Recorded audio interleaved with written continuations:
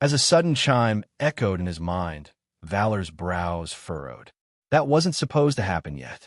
According to his memories, the quest notification shouldn't trigger until after he talked with Jekyll a bit more. Your affinity with Jekyll has increased by 10 points. Current relationship, stranger. A faint sense of unease crept in. Something about the sequence of events was off. He instinctively felt like he was deviating from how things were meant to play out. Letting out a slow breath to steady himself, Valyr cast a glance toward Jekyll, who was still chuckling over his earlier request. Out of all the things you could have asked me, that's your choice? Jekyll wiped a tear from the corner of his eye, his laughter finally dying down. He gave a long, amused sigh. Are you just clueless or flat-out stupid? Then his tone shifted slightly, tinged with pride. Still, if you had to ask someone how to gamble, you've come to the right place. Puffing out his chest, he jabbed a thumb at himself. Nobody teaches the game better than me in this whole damn district. Valyr simply watched him with a neutral expression, not revealing any reaction. Jekyll noticed. With a slight shrug, he ducked behind the counter, rummaging around with a series of clinks and scrapes. So came his muffled voice. What's your name? Valyr. Right, Valyr. So what made you walk into the silver gambling den, hunt me down, and ask for lessons? You don't strike me as the type who does that for fun. He popped back up, placing a few cups and a red ball on the counter with a grin. Valor's eyes widened slightly. This shouldn't be happening yet. That part of the sequence wasn't meant to begin until after the quest was accepted. Did I mess something up? His panic grew as the realization settled in, threatening to cloud his thoughts. It took Jekyll's sharp voice to snap him out of it. Hello, I talking to Rock here. Sorry. Valyr blinked, trying to push the swirling doubt aside. Stick to the script. Fix it if you can. Could you repeat the question? Jekyll raised an eyebrow. Was I talking to someone else a moment ago? With a faint sigh, he repeated, Why are you here? What's your real reason? Valyr hesitated, thoughts racing. He had no good cover story. With no better option, he chose to be honest, sort of. What if I told you? I didn't really have a specific reason, he said sheepishly. Jekyll's expression darkened. You dragged me out here just to waste my time? A murderous aura exploded from Jekyll like a storm. The air turned heavy. Valyr felt his knees weaken as the crushing pressure intensified. Analysis, he called out in desperation. Ding. Jekyll Voorhees. Level? Class. HP. MP. Remarks. Well, it was nice meeting you. You've got to be kidding me. Valyr grit his teeth, sweat beginning to bead on his forehead. I'm going to give you 3 seconds, Jekyll said coldly. Around them, bystanders scrambled away, leaving the gambling den eerily empty. If you don't give me a good reason. All right, I'll talk, Valyr blurted, his voice slightly cracking. He looked around, ensuring they were alone, then leaned closer. I came here for skills. Jekyll narrowed his eyes. What skills? Astute eyes and astute mind. The moment the words left his mouth, Valyr regretted them. The plan was unraveling. He half expected to be thrown out or banned. Instead, whoosh, the pressure vanished in an instant. You should have said that from the beginning. Jekyll burst out laughing, completely switching gears. Valyr stood there, stunned. If that's all you wanted, we could have skipped the theatrics. Jekyll shook his head with a smirk. I hate 2 kinds of people, Valyr. Backstabbers and liars. Lucky for you, you knew when to speak up. He flashed a smile, but it wasn't friendly.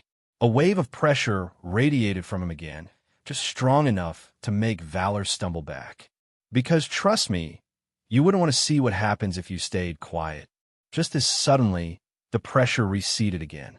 Jekyll snapped his fingers to regain Valor's attention and gestured toward the cups and ball on the counter. So, you want astute eyes and astute mind?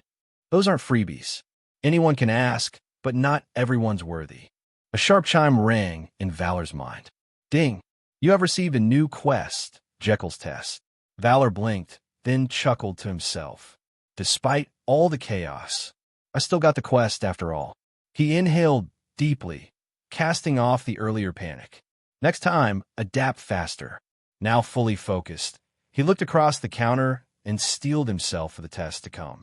Valor's gaze shifted to the 3 cups and red ball on the counter. As Jekyll prepared for the test, Valyr quickly pulled up the quest details, wanting to ensure the reward aligned with what he needed for his rank 1 class. Ding. Quest, Jekyll's test. Difficulty, D. Description. After hearing your request, Jekyll has agreed to teach you the skills you seek.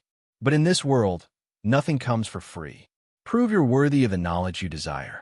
Objective. Heavy checkmark pass Jekyll's test, 0 to 1. Rewards. Plus 100 affinity with Jekyll. Astute Eyes LV1. Astute Mind LV1. Penalty. Minus 10 affinity with Jekyll. Minus 5 levels. Valor's lips curled in a grimace. Losing 5 levels? That's 30,000 XP down the drain. Even though the quest matched what he remembered, the harsh penalty was a cold reminder. Jekyll hadn't truly forgiven him for the earlier blunder. His expression turned solemn as he eyed the items in front of him. Across the counter, Jekyll picked up one of the cups, a small smile on his face. Since you're not here to actually learn how to gamble, Jekyll said, we'll keep it simple. He raised the cup slightly, showing the red ball beneath. You know the game. I place the ball under 1 cup, shuffle all 3, and you guess where it ends up. Should be easy, right? Valyr gave a short nod, eyes sharp with focus. Good. Jekyll placed the ball under the middle cup. We'll do this 3 times. Each round gets harder.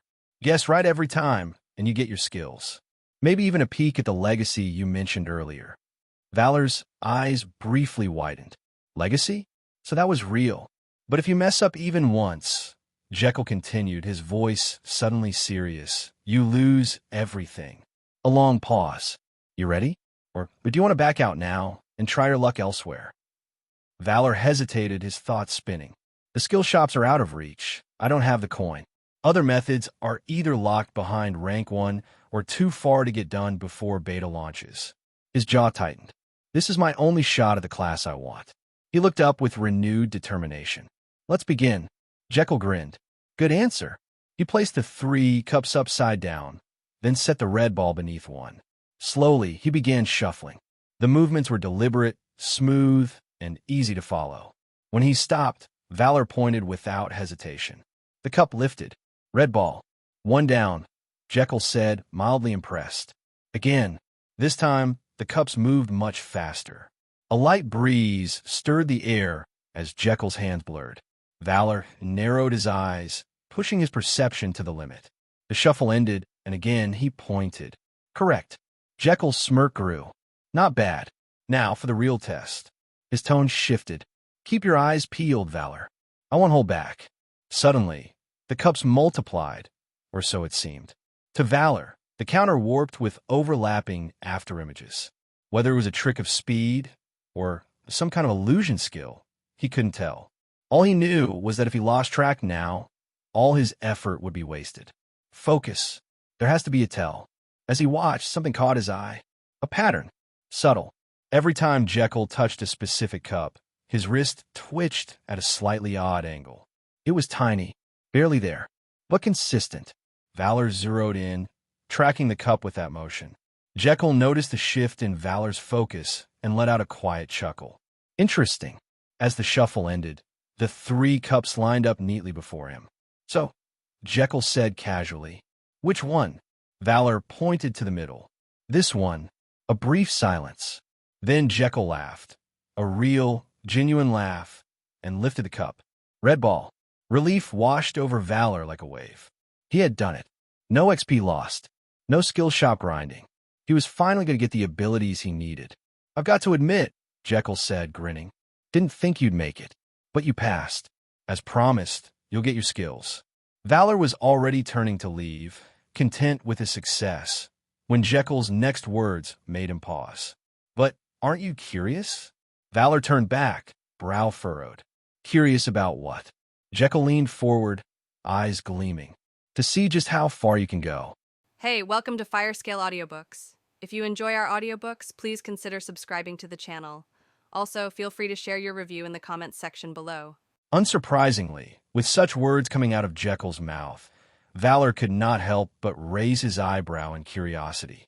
In response, Only one question came to mind, prompting him to open his mouth as he asked, "What do I get in exchange if I agree?" Though, just as he finished asking this question, a sense of realization hit him, making his pupils shrink as he lightly shuddered in fear. After all, the man he had just responded to was too strong for the system to identify, his status screen being shrouded in question marks to Valyr. Only beings with a 25-level disparity and above to the user would warrant that kind of treatment from the system.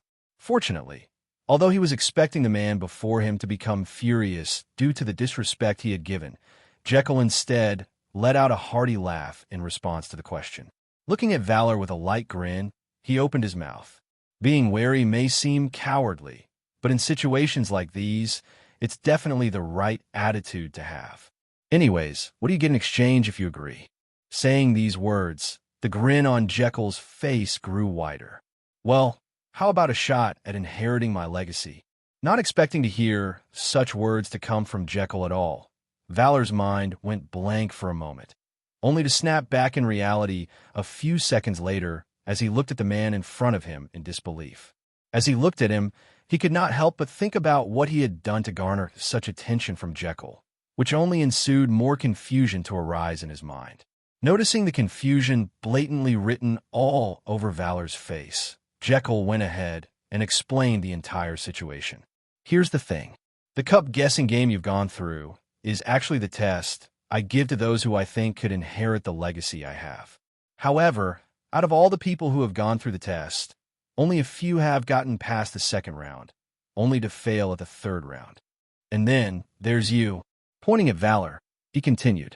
Not only did you go past the second round, you even noticed the telltale sign I had given away during the third round and correctly guessed the cup that had the ball. Listening to Jekyll's explanation, Valor's eyes could not help but widen in slight shock. After all, from how he explained it, it seemed that Jekyll's limits was far beyond what he could fathom. Wait, you're telling me the thing I noticed during the third round was intentional? Yep. With a light smile on his face, Jekyll nodded before shuffling the cups between the two around. In an instant, the speed at which he shuffled the cups was far greater than the speed he had shuffled the cups during the third round. Aside from that, Valyr could not find any telltale signs whatsoever during the shuffling, which only further worsened his chances of guessing the cup with the ball, as the cups in front of him seemed to form a blurry blob. With that, it was no surprise that Valyr had guessed the wrong cup after Jekyll was finished shuffling, making him look at the man in front of him with a renewed impression. So, want to try your hand and see if you can inherit my legacy?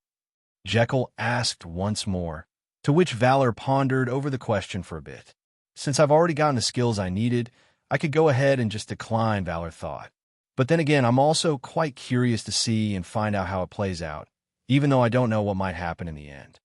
For the greater portion of his previous life, Valyr was one of those players who relied a lot on guides posted by other players in order to progress. In fact, it was only at the final version of Greater Beyond did Valyr rely less on the guides, eventually foregoing guides altogether as he became one of the scant few that fought at the front lines during the final battle. Thinking about it for a bit more, it was only then did Valyr realize that he had already been adapting to the situations thrown at him so far, doing incredibly well at adapting to the point he had become a legend in Astardo Village. If that's the case, then why the need to fear the unknown? With that realization, a great portion of the shackles that had unknowingly formed ever since he entered the silver gambling den quickly broke off, the same shackles that reminded him of his previous ways. Within seconds, the aura Valyr exuded had subtly changed, containing a bit more confidence than before, which did not go unnoticed under Jekyll's senses. In fact, this subtle change made Jekyll smirk for a brief moment as Valyr let out a light sigh, his expression a bit more relaxed than before as he opened his mouth. Well, it would be rude for me to decline an offer like that, no? Hearing the words that came out of Valor's mouth, Jekyll could not help but laugh before nodding in agreement. Though, it'd be great if you could give me the skills first. After all, I did succeed in passing your test. Cautious and confident at the same time. A good attitude to have. As an interested smile adorned Jekyll's face, a screen appeared before him, prompting him to interact with it for a bit as a string of notification sounds soon resounded in Valor's mind. Ding! You have completed the quest, Jekyll's Test. Your affinity with Jekyll has increased by 100 points. Current relationship, acquaintance. You have gained the active skill, Astute Eyes. You have gained the active skill, Astute Mind. With the last two skills he needed for his rank 1 class finally obtained, the slight anxiety Valyr felt wondering whether he would be able to ascend to the class he wanted had finally disappeared, his mind now as relaxed as it could be. While a relaxed smile crept up Valor's face while taking a look at the notifications he had received, Jekyll went ahead and moved the items he had brought out for the cup guessing game to the side, ducking under the counter once more to grab something else. After a couple minutes, a small box appeared on the counter between the two, which instantly caught Valor's curiosity, making him wonder what was inside. In response, Jekyll opened up the box, revealing an intricate set of cards that seemed incredibly out of place for a gambling den, like the silver gambling den to have. Seeing that he had caught Valor's attention with the set of cards, Jekyll went ahead and posed a question to Valyr. Now, Valyr, care for a game of blackjack? In response to the question, Valyr nodded at Jekyll, prompting the latter to nod back. With that, Jekyll took out the set of cards from the box before pushing the box aside, spreading the cards out on the counter for Valyr to look at soon after. Have you played blackjack before? Jekyll looked at the man before him, to which the latter shook his head. Well, the rules of blackjack are pretty simple. In short, the one who has a hand closest to 21 wins, he explained soon after. Of course, if your hand totals to 21, which is called a blackjack, you win. However, if your hand exceeds 21, which is called a bust, you lose. I'll be the dealer, and you'll be the player. As Jekyll continued to explain the rules, he went ahead and utilized the skills he had shown Valyr while shuffling the cups earlier on the cards, leaving the latter mesmerized as his eyes were glued to how the cards were shuffled. We'll be competing against each other to see who gets closest to blackjack. Since you haven't played blackjack before, we'll only be using the most basic rule set of blackjack. Hit or stand, neatly piling up the cards the way they previously were. Jekyll moved the card aside as he had Valyr focus his attention on him. Hit means the dealer gives you another card in your hand. On the other hand, stand means you're satisfied with your current hand and you're passing it on to the next player. Since it's only the two of us, once you stand, that means it's my turn. Are we clear on that? Asking the question to Valyr, Jekyll wanted to make sure that both sides understood the rules of blackjack very well. Although he had heard of the game before and had played it a couple of times, it wasn't wrong for one to say that Valyr did not know how to play blackjack, prompting him to ask Jekyll a couple more questions until all of his doubts were cleared up. Once all of Valor's doubts were cleared up, Jekyll offered to Valyr to play a few practice games first so the latter could get used to playing blackjack. Unsurprisingly, Valyr agreed, taking every chance he could get to increase his understanding of blackjack. After all, Jekyll would test him in blackjack once all was said and done. Unexpectedly, the practice games Valyr had with Jekyll went smoothly. At certain games, Jekyll would win, while at others, Valyr would win. Then, there were times where Valyr would get a blackjack, which undoubtedly increased the enjoyment he felt while playing the game.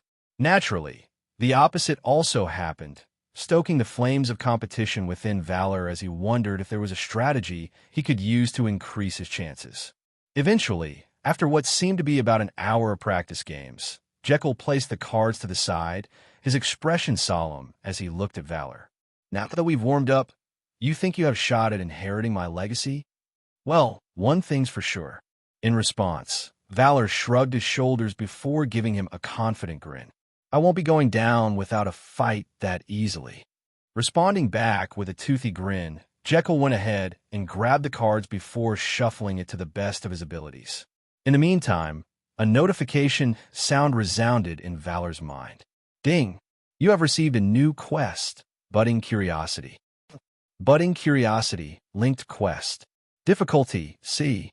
As you have passed through the preliminary test Jekyll gives to people he deems fit for his legacy, his curiosity is piqued, wondering if you have what it takes to truly be able to inherit his legacy. With that, he decides to find out in what he thinks is the best way possible, through a game of blackjack.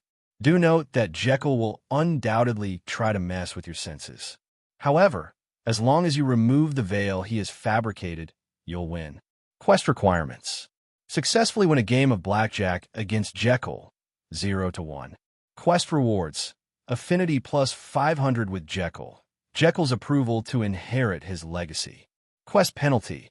Affinity minus 100 with Jekyll, level minus 3. Although the penalty of the quest was still somewhat harsh in Valyr's opinion. Rather than fearing the possibility of failing to complete the quest, he instead turned that fear into determination. A determination to win the quest and see what Jekyll's legacy was about. Unlike the previous test, there's no limit to the number of games we play, Jekyll said as he continued to shuffle the cards. As long as you win one game of blackjack against me, you win. Thud. Neatly stacking up the cards once he was done shuffling, Jekyll went ahead and dealt Valyr his initial hand with a grin. Now, then, let's start. Looking at the two cards he had been dealt with, Valyr could not help but ponder over whether he should hit or stand. My current hand has a value of 16. If I choose to go with hit, I could end up with a high-value card and bust. However, if I stand, there's a chance Jekyll might get a hand that has a higher value than mine. Eyeing the two cards in front of Jekyll that were flipped over, Valyr eventually made his decision and settled to hit, increasing the value of his hand to 18. Feeling that another hit would put him in a precarious situation, he told Jekyll he was going to stand. Nodding in response to the move, Jekyll went ahead and flipped his cards over, revealing the value of the initial hand he had to Valyr. Seeing that the value of Jekyll's hand was 17, Valyr could not help but think that there was a high chance for him to win the first game. After all, there was a great chance that Jekyll would get a high-value card if he went with a hit. Unfortunately for him, contrary to his expectations, Jekyll went ahead and pulled a hit, adding a card to his already high-value hand. Though, once he noticed the card that Jekyll had obtained, Valyr's eyes could not help but widen in disbelief, wondering what kind of insane luck did Jekyll have to get a blackjack on their first game. Pa and Dan, 0v1, C0M A4. He muttered, sharply inhaling as Jekyll collected the cards that had been dealt during the game before shuffling the deck once more. After shuffling it for a while, Jekyll started the game once more, dealing Valyr his initial hand. Surprisingly, the value of Valyr's hand was already at 20, reducing the need for him to ponder over his decision as he told Jekyll he would stand without hesitation. With that, Jekyll nodded once more, revealing the initial hand he had dealt himself to Valyr. Coincidentally, his initial hand had the same value as Valyr's hand, being a 20. Realizing this, Valyr was certain that Jekyll was also going to stand, bringing the game to a draw. Although that wasn't exactly a win in his books, it was definitely a step in the right direction. However, just like the first game, Jekyll made a move contrary to his previous expectations, deciding to hit as he added a card to his initial hand. Though, thinking that the added card would make Jekyll go bust, Valyr's eyes instead saw that Jekyll had pulled an ace, bringing the value of his hand to 21 once more. At this point, Valyr's expression had turned to solemn, prompting him to look at the man before him as the man responded back with a carefree smile. Taking in a deep breath, he remembered that he was fighting against a man that had always basked in the world of gambling. In other words, it was a losing fight to begin with. This is going to be a long game of blackjack. Letting out a light sigh, Valyr asked Jekyll to start another game, to which the latter happily obliged. As seconds turned to minutes and minutes turned to hours, Jekyll and Valyr continued to play game after game of blackjack against each other, the concept of time lost to the recesses of their minds. In fact, the only reason they realized it had already become night was the fact that the gambling den had become bustling once more, with their little game attracting a couple bystanders. Noticing this, Jekyll suggested to Valyr that they take their game to the back, where they wouldn't be disturbed by the noise the supposed audience was causing around them. In response, Valyr agreed to the suggestion, prompting Jekyll to lead Valyr to the back amidst the boos and jeers those in the surroundings let out. Nevertheless, by the time the two had gotten to the back of the den, their surroundings filled to the brim with boxes upon boxes of various items. The two returned their attention to the multiple games they were playing, their minds not even registering what had occurred earlier. Just like how their first two games of blackjack had gone, Jekyll won every game with a blackjack, eliciting a light frown to appear on Valyr's face, which only worsened with every consecutive loss he faced. Eventually, Valyr had gotten fed up with the fact that Jekyll blatantly won every single game with a blackjack, lashing out at the man before him. "Play fair for once, won't you?" Valyr exclaimed, which only made Jekyll let out boisterous laughter. Though the dimness of the area made the laugh feel slightly malevolent. "And what? Lose against you? You're too naive." Jekyll shook his head, an arrogant smile plastered on his face. "You're in a gambling den, Valyr. Never once has a gambling den operated on fair play. Its only purpose is to rake in tons of money. And you know what that means. It will cheat no matter how much you cry foul." Hearing those words come out of Jekyll's mouth, Valyr could not help but let out a long sigh as he told Jekyll to start another game.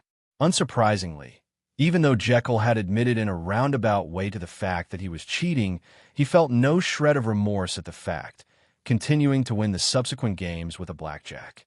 With yet another loss under his belt, Valyr could not help but wonder if there was even a way for him to win a single game.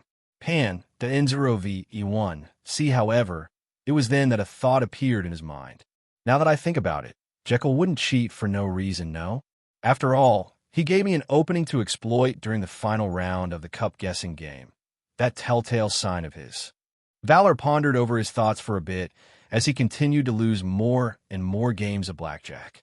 Eventually, as he pondered more over it, Valyr finally realized what Jekyll wanted him to do, his eyes briefly widening in excitement. Although the game has changed, what he wants me to do hasn't. Just like the third round of the cup guessing game, he wants me to find an opening and exploit it to win the game. But now, the question is, where's the opening? With that in mind, Valyr shifted his attention away from the cards Jekyll was dealing, instead focusing more on the man's hands. Naturally, Jekyll noticed this subtle change, making him inwardly let out a sigh of relief. "Took you long enough to figure out. Now, though, will you find the opening I've given you?"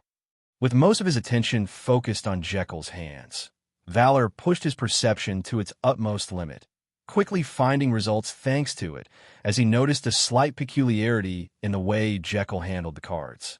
Thinking that he had caught onto the opening, Valyr focused on this slight peculiarity during their next game, only for him to go bust.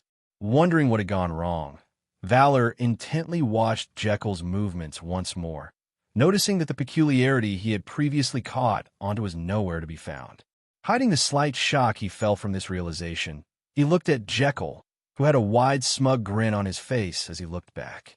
"From the looks of it, Jekyll has figured out the limits of my perception." Valyr lightly scratched his head in puzzlement.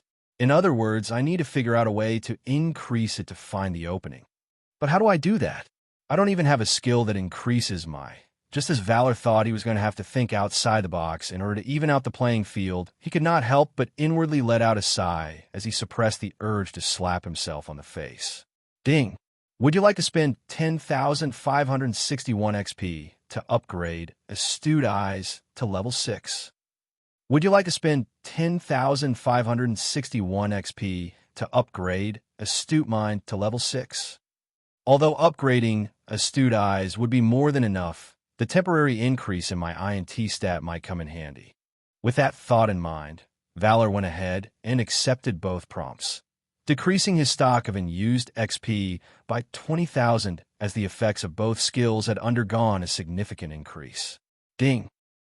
Astute Eyes, level 6 out of 10. Rarity, common. A skill that allows the user to temporarily increase their dexterity for a short amount of time. Increases the user's DEX stat by 20% for 8 seconds. Cooldown, 8 minutes. Cost, 40 MP. "I hope this is more than enough for me to find it," Valyr thought to himself, taking a deep breath before asking Jekyll once more to start another game of blackjack. Once Jekyll started handing out their respective initial hands, Valyr went ahead and activated Astute Eyes, instantly feeling that his perception had gotten wider. Knowing that the boost to his perception was temporary, Valyr focused his entire perception on Jekyll's hands once more, finally noticing an opening Valyr was certain Jekyll wanted him to exploit. With that, Valyr activated Astute Mind, utilizing his increased intelligence to plan out his winning move. With his voice becoming slightly louder, Valyr told Jekyll of his move. In response, Jekyll dealt Valyr a card, increasing the value of his initial hand from 13 to 17. However, just as Jekyll thought Valyr was going to stand, Valyr called for another hit, briefly being taken aback as he wondered what made Valyr change his mind. With that, he took a look at Valor's face, swiftly realizing that Valyr had finally done what he wanted him to do. Suppressing the smile that tried to creep up his face, Jekyll gave Valyr another card, increasing the value of the latter's hand at 20. Now, your next choice will tell me whether you've truly found my opening or not. Fortunately, Valyr had made the move he wanted to see, allowing the smile he had been holding back to appear on his face, swiftly turning into a wide grin. Congratulations, Valyr. As Jekyll dealt Valyr his third hit in a row, the latter watched with rapt attention as he wanted to find out if he had truly found the opening Jekyll gave him. Seeing that an ace was added to his hand, Valyr could not help but inwardly let out a sigh of relief as he responded to Jekyll's grin with a grin of his own. You finally got yourself a blackjack. With Jekyll telling him he had finally gotten a blackjack, all of the thoughts previously in Valor's mind vanished in an instant, his tense body swiftly becoming relaxed. As he allowed his body to relax, he could not help but think for a second that Jekyll was messing around with him, prompting him to take a look at his hand once more. Seeing that he indeed had gotten a blackjack, he could not help but grin once more, letting out a bit of laughter soon after. Allowing the adrenaline that coursed throughout his body from the victory to die down, Valyr eventually stood up from his seat, his face adorning a light smile, with Jekyll standing up soon after. Responding in kind with a light smile on his face, Jekyll brought out the box the cards were kept in from who knows where, placing the cards into it before closing it up. Placing the box of cards on the table between them for the meantime, Jekyll moved closer to Valyr before placing his hand on the latter's shoulder, his gaze akin to that of a proud father. To be honest, I was close to losing hope that you'd find the opening. Thankfully, you pulled through at the very end. It's not my fault you intentionally made it hard to find. Valyr shrugged his shoulders in response. Lightly chuckling at Valor's words, Jekyll shrugged his shoulders as well. Well, you did grab those 2 skills from me before we started playing blackjack. I had to even out the playing field somehow. So, you're telling me you actually wanted me to use those skills to find the opening? Realizing this, Valyr could not help but lightly shudder, feeling as if he had been seen through. Jekyll nodded. You know what they say, use everything around you to your advantage. Anyways, since you've eventually figured out the trick despite losing over a couple hundred times, you've shown me that you're more than worthy of inheriting my legacy. Not only have you shown me that you have the tenacity, you also have the quick wits needed for it.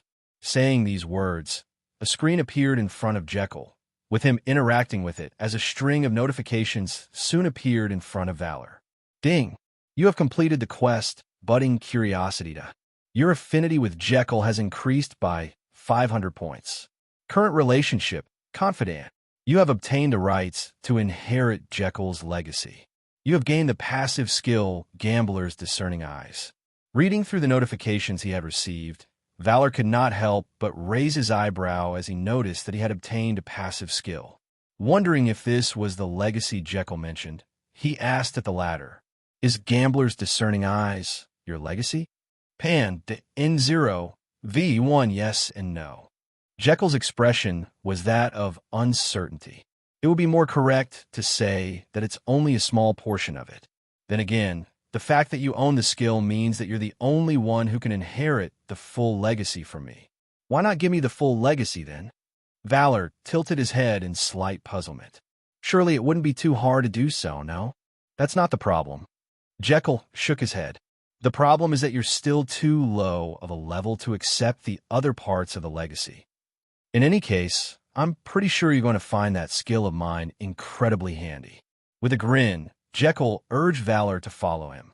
Soon, the two ended up back at the main hall of the gambling den, with Valyr subconsciously taking in the sight before them.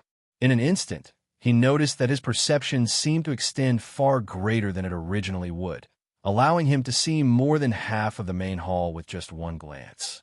On top of that, he felt that if he so willed, he would be able to look at any object in greater detail, allowing him to see the fine imperfections on its surface. Wondering if his assumptions were correct, he went ahead and tried to focus his sight on his fingers, being left at a loss for words that he was able to see the fine ridges on the surfaces that collectively made up his fingerprints. At that point, Valyr could not help but look at Jekyll beside him with a perplexed expression, with the latter laughing at the stupefaction he felt. Surprised? With Valyr nodding in response, Jekyll laughed once more. I told you you'd find it handy. Then again, you've only barely scratched the surface of what the skill can truly do. Unfortunately, I'll only be able to teach you those things once you've gotten stronger. Probably around level 30 or so. Jekyll let out a light sigh, looking at Valyr with a bitter smile. After that, he patted Valyr on the back before pushing him in the direction of the exit. Come meet me here once you've gotten stronger. If you don't have anything else to do in this place, the exit's that way. Leaving those words behind, Jekyll nodded at Valyr before turning around, heading to the back of the gambling den before disappearing. In response, Valyr looked at Jekyll's fleeting silhouette for a bit, turning around and leaving the gambling den soon after. Committing Jekyll's words to memory, Valyr made a promise to himself. I'll try to come back as fast as I can. After all, what I've seen the skill do so far has already astounded me. But once I do, you're going to be in for the shock of a lifetime. Although he had left the gambling den during the night, by the time Valyr returned to the main entertainment district, it was still as bustling as ever, with the streets lit up with lights powered by mana. Heading to the restaurant where he had parked his carriage, he was surprised to find out that the worker he had told to keep an eye on it had fallen asleep. Awkwardly smiling, Valyr nudged the worker awake, alerting the latter of his presence. Funnily enough, just as the worker was about to complain about how Valyr had gone past the time he promised he'd be back, he solved the problem once more with silver coins, the worker's attitude making a full 180 once more.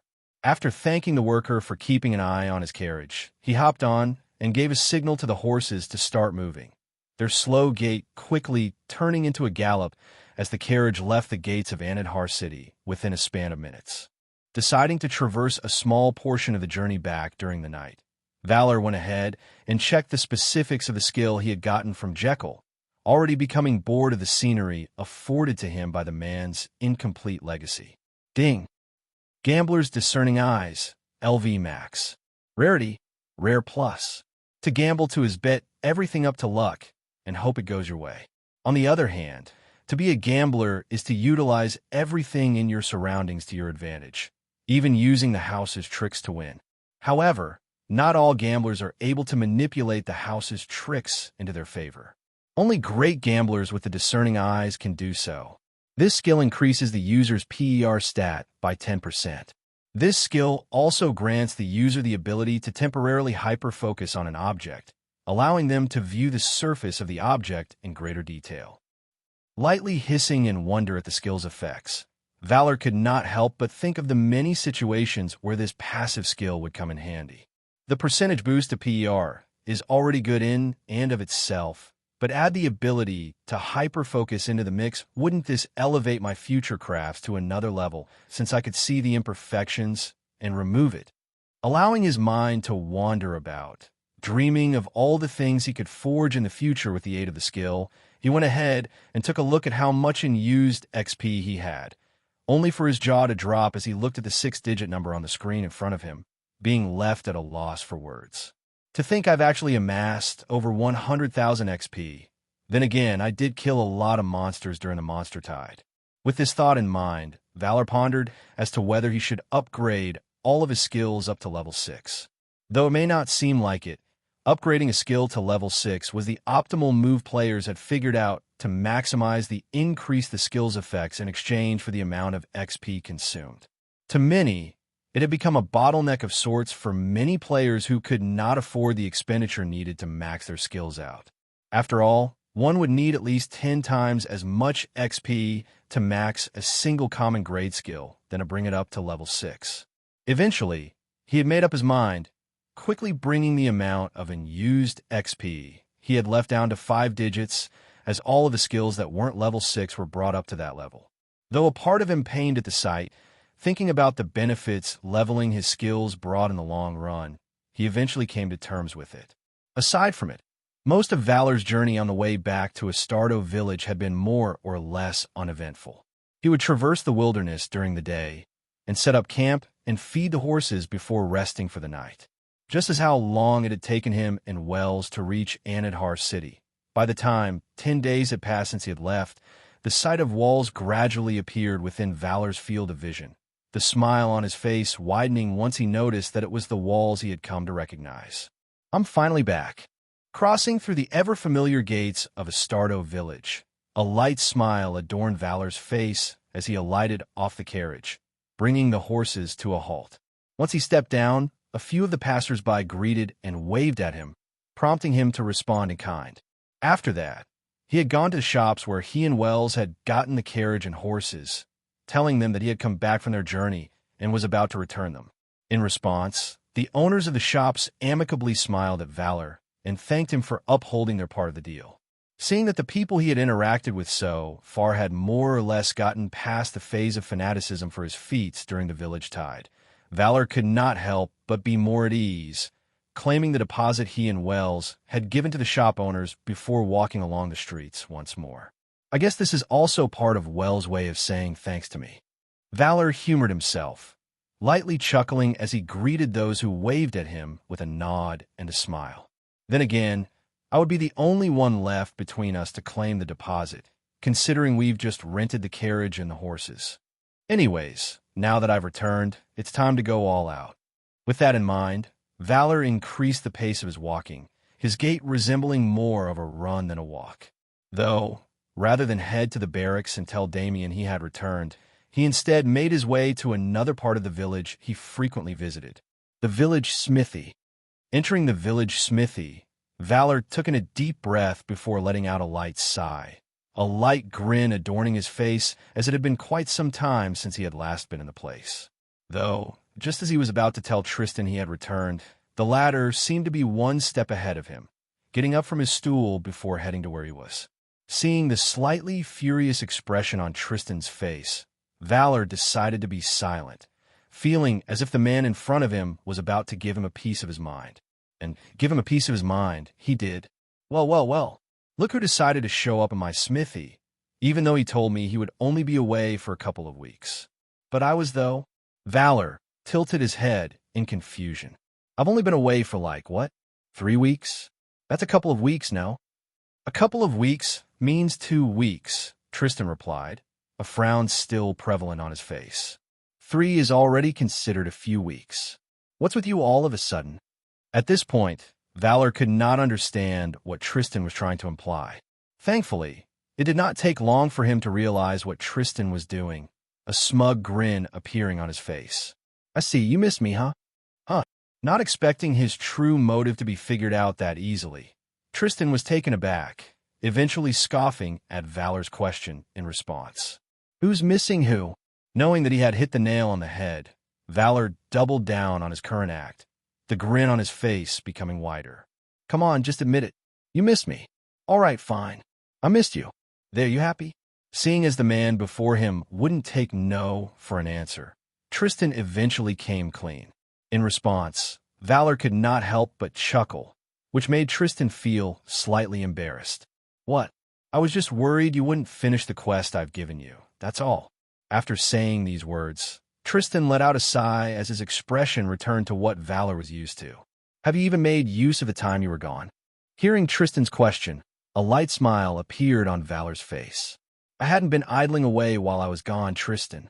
In fact, I have a feeling I could finally forge an actual dagger without any problems, much less to say other equipment you throw at me. Though most of the time he had been away from the village was taken up by the time it took for him to reach Anadhar City and return, Valyr thought it was a good excuse for him to finally show more of his forging experience to Tristan without it seeming weird, thinking of it while he was on the way back to the village. Pan, de Invero, v. You won naturally. Such a claim piqued Tristan's interest, with him urging Valyr to head to the anvil before tossing him a chunk of copper. Oh, is that so? If that's the case, prove it. With pleasure.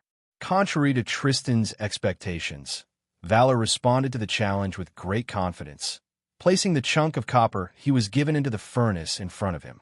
While waiting for the metal to get hot, he grabbed Tristan's hammer and got a feel for it, utilizing the hyper-focus from Gambler's discerning eyes, soon after as he intently watched the copper heat up.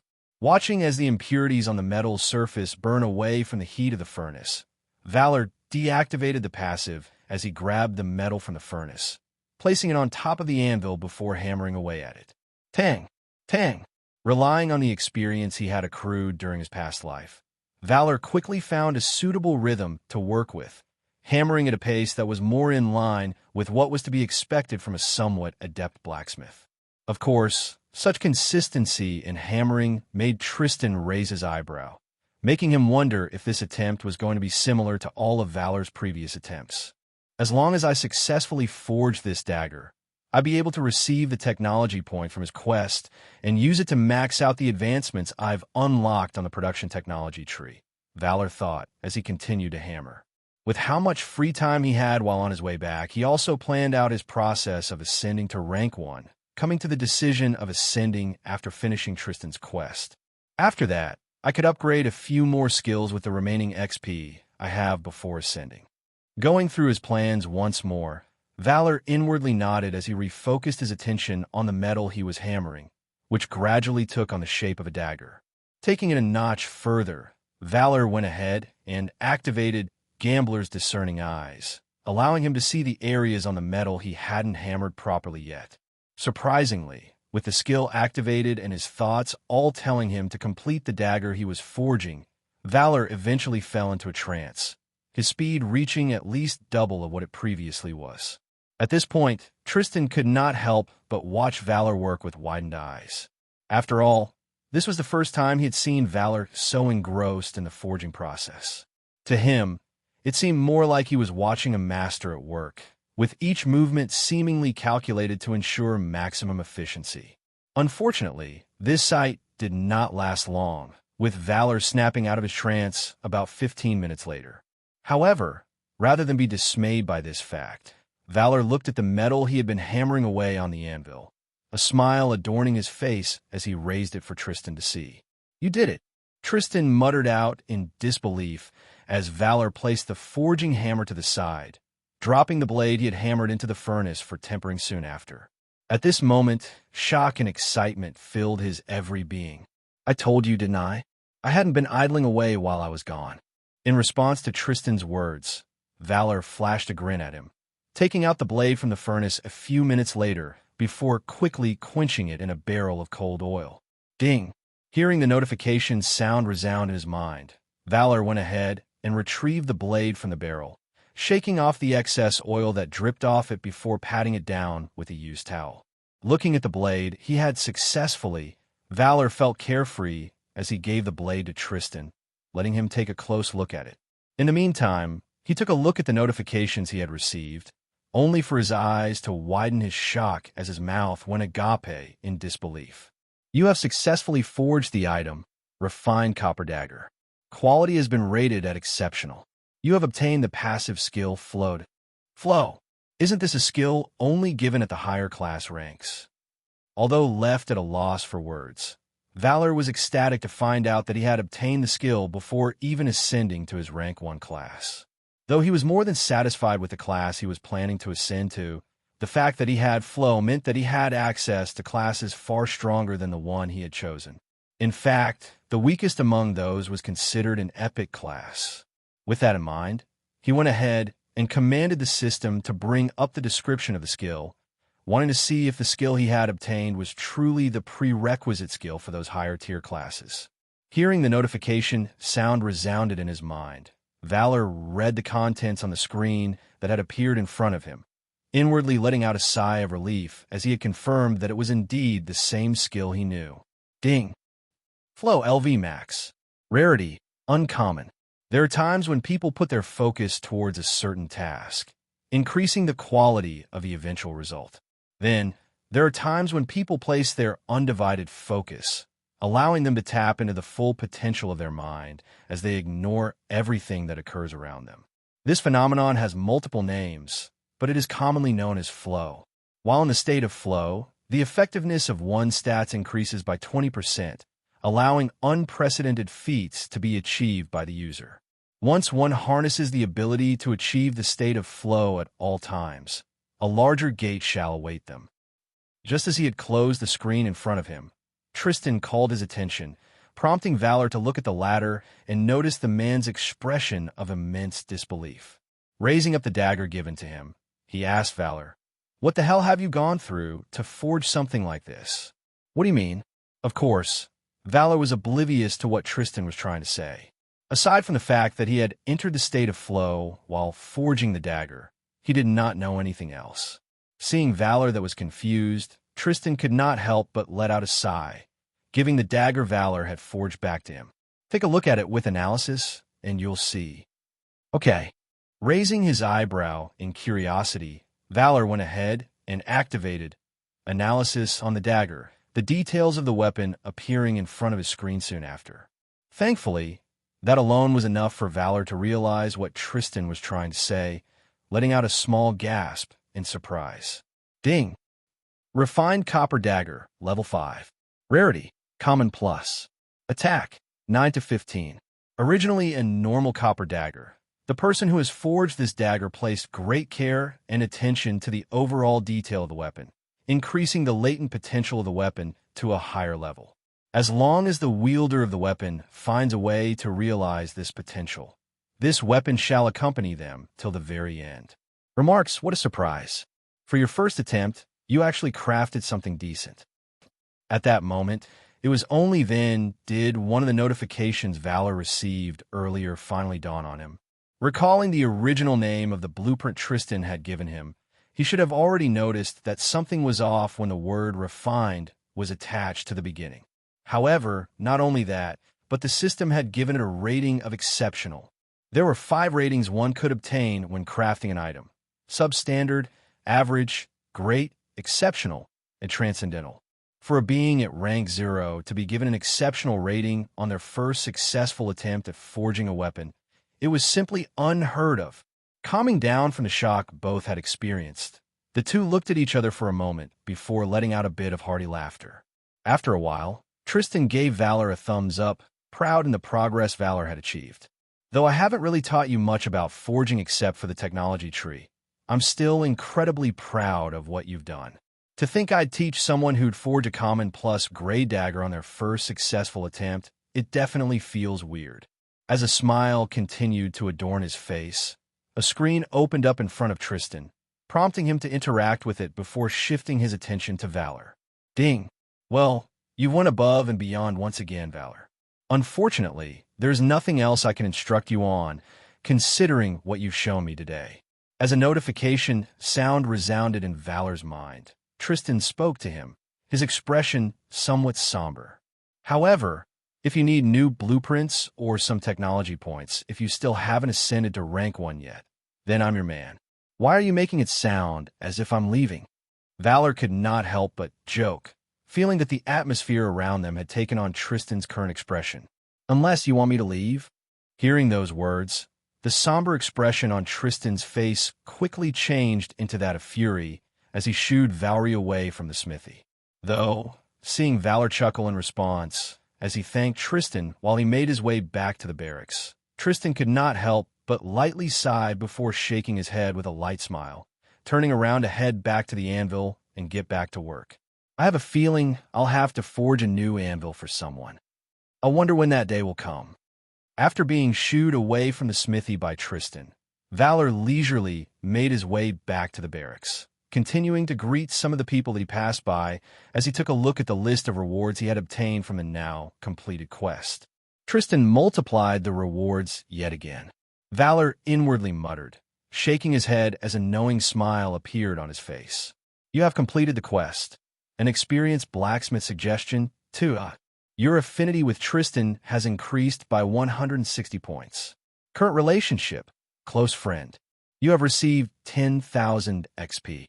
You have received 50 technology points. You have obtained the blueprints for a Stardo defense armor set from Tristan Melfon." Well, even if he hadn't multiplied the rewards, I would have still had more than enough technology points to max out the advancements of the production technology tree. Though, I am quite curious as to what a starter defense armor is. With this thought in mind, Valyr hastened his steps, arriving at the barracks a few minutes later. It'll have to wait until after I ascend, though. Arriving at his dormitory room, Valyr took off the spear on his back and placed it on the ground. After that, he headed into the bathroom and took a long shower, only realizing at that moment how long he had gone without a shower. Feeling a hint of embarrassment at the thought, he eventually got out of the bathroom, changing into a new set of clothes. Sitting on the edge of his bed, Valyr went ahead and opened up the technology tree. Heading into the production section, he allocated all of the technology points he could towards the advancements in that section, being left with around 40 points or so as a string of notifications resounded in his mind. You have upgraded the advancement Basic Understanding, Blacksmithing to LV 5 Max. You have upgraded the advancement Basic Fire Control to LV 5 Max. You have unlocked the following advancements: Intermediate Understanding, Blacksmithing LV 1, Basic Blacksmithing Essence LV 1, Basic Refinement LV. Though I do have enough points to unlock more basic level advancements and max them out, none of them are a prerequisite for any of the rank 1 classes I want. With that, Valyr went ahead and closed the technology tree, opening up his skill list as he briefly looked at how much XP he had to set aside for the ascension. Eventually, he decided to upgrade all of the blacksmithing skills in his skill list by 1 level, nodding in satisfaction as he soon told the system that he wanted to ascend. Ding! 17,443 XP has been allocated. You are now level 11. As you have ascended to a higher class, your VIT to HP coefficient has changed from 110 to 112. As you have ascended to a higher class, your INT to MP coefficient has changed from 110 to 112. Please select the species and class you would like to ascend with. Just as he was about to read through the notifications he had received, 2 screens soon appeared in front of his field of vision, with the left one containing the species he could transition to, and the right one containing the classes he could take as his rank 1 class. Having already decided on what species to transition to, he focused his attention on the list of classes he could take, ignoring the initial 6 on the very top of the list. Here we go. Let's see what kind of blacksmith classes I could take. Whoosh. Please select the class you would like to take as your rank 1 class. Blacksmith. Dexterous Blacksmith, Uncommon. Deft Hand Blacksmith, Rare. Intelligent Blacksmith, Uncommon. Talented Blacksmith, Epic. Erudite Blacksmith, Rare. Unsurprisingly, with how much preparation he had done in order to obtain the ideal rank 1 class, it was no surprise that Valyr was given a myriad number of options when it came to the rank 1 blacksmith class he would take. Some of them were based off one of the skills he had, while some leaned into the weapon he had specialized in. Of course, some combined the two together, allowing for the class to be of a higher tier. However, it did not take long for him to choose his class, as his eyes was soon fixated on the name of a certain class. Checking its description, a grin soon adorned his face as he finalized his choices. And then, thud! Within seconds of confirming his choices, Valyr fell on his back on the bed as he fell unconscious. A few seconds later, a notification sound resounded throughout the 4 walls of his dormitory as a string of notifications appeared in his mind. Though, with him unconscious, it was only when he woke up would he be able to see it. Ding! You have ascended to rank 1. Your species, human, has been changed to human. First unsealing. Your class, civilian, has been changed to true prodigious blacksmith, mythic. By the time Valyr had regained consciousness, it was already the next day. Expecting to feel stiff and whatnot due to how he'd fallen unconscious on his bed, Valyr was slightly surprised to find out that he felt no such thing as he sat up.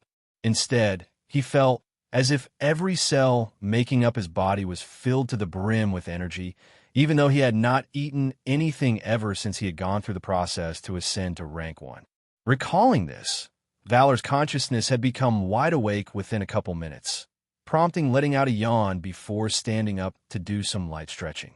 In fact, while doing body stretches, he felt as if his body was limber than usual, a light smile inexplicably creeping up on his face. After that, he went through his usual morning routine. Though, just as Valyr got out of the shower to put on a fresh set of clothes, he noticed that all of it seemed a size smaller than he was used to, making him wonder as to whether he had set out his clothes to dry for too long that it had shrunk. However, once he took a look at himself in front of the mirror, his question was quickly answered. And here I thought the change to the body during rank 1 was purely cosmetic back then. As this thought coursed through Valyr's mind, he could not help but admire the aesthetic changes his body had undergone through. For one, he had grown slightly taller, being a couple inches taller than before he had ascended. With that, his body had also adjusted accordingly, becoming broader in some places and slimmer in others. All in all, in his current state, Valyr could not help but think that his current appearance had the makings of a model. Deciding to buy a few sets of clothes in his new size later, an awkward smile could not help but adorn Valyr's face as he left his dormitory room, swiftly making his way to the cafeteria. While making his way there, he went ahead and checked through the list of notifications he had received after he had fallen unconscious, feeling slightly overwhelmed at the sheer number of it. Ding! Your species, human, has been changed to human, first unsealing. As you have transitioned to a higher level species, you have gained +2 VIT, +2 STR, +2 AGI, +3 DX, +3 INT, +2 WIS, +2 PR, and +1 LUK. Your class, civilian, has been changed to true prodigious blacksmith, mythic. You have gained +3 VIT, +3 STR, +2 AGI, +5 DX, +5 INT, +2 WIS, +3 PR, and +1 LUK. You have gained 4 unassigned stat points. To think I'd gain effectively 4 levels worth of stats in just one. Looking through the notifications regarding his increase in stats, Valyr could not help but let out a chuckle. Whenever one ascended to a higher class, a portion of one's current stats at level 10 would be added during the process, being one of the many reasons why basic reinforcement elixirs were highly sought after in the early stages of the game. After all, the greater one's stats were, the greater the amount of extra stats they would get during the ascension, which was what had happened for Valyr. Removing the extra stats he had gained from consuming the reinforcement elixirs, Valyr was certain that he would have only gained 1 extra point to all stats after changing his species, instead of obtaining 2 to 3 points on most of his stats like what happened now. Well, I would have probably been able to gain more stats if I opted to change into a rare species. Just as this thought popped up in his mind, Valyr had finally made his way to the cafeteria. Ordering a hearty breakfast from the cafeteria workers, he then made his way to a vacant table after receiving his order, only to dig into it soon after. Then again, considering how many players would certainly choose to go with human as their race at the start, this is probably the best species one could transition to, except if they had access to some of the rarer variants of the human race. Allowing the taste of the food to spread throughout his mouth, he went ahead and brought up the description of his current species in front of him. Ding! Human, first unsealing, species.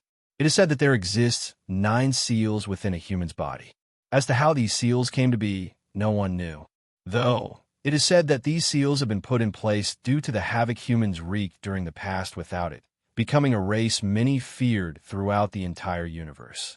Though humans of the current day do not possess the power it used to have to instill great fear into its foes, humans can still remove the seals within their bodies. With each seal unlocked a great portion of the latent potential hidden within one's body. If nothing odd occurs, I would undoubtedly transition to human, third unsealing, by rank 3, allowing me to become a high human at rank 4, Valyr thought to himself, deciding to grab seconds as the entirety of his hunger was awakened by the meal he ate. But in the off chance I go past the third unsealing, there's a shot that I might be able to transition into a grand human. Perhaps, even transitioning to a true human wouldn't be far-fetched. Allowing his mind to daydream a bit, Valyr eventually finished eating his breakfast, letting out a chuckle as he placed his current train of thought to the back of his mind.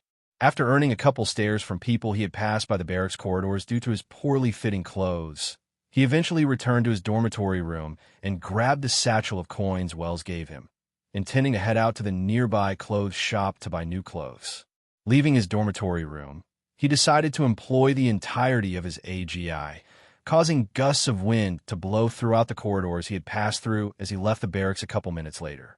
With the thought of having people stare less at him for his clothes if he ran at full speed, Valyr continued to run at full speed for a while, only stopping once he had arrived at the clothes shop. Once there, he asked the owner of the shop if there were articles of clothing fit for his current size.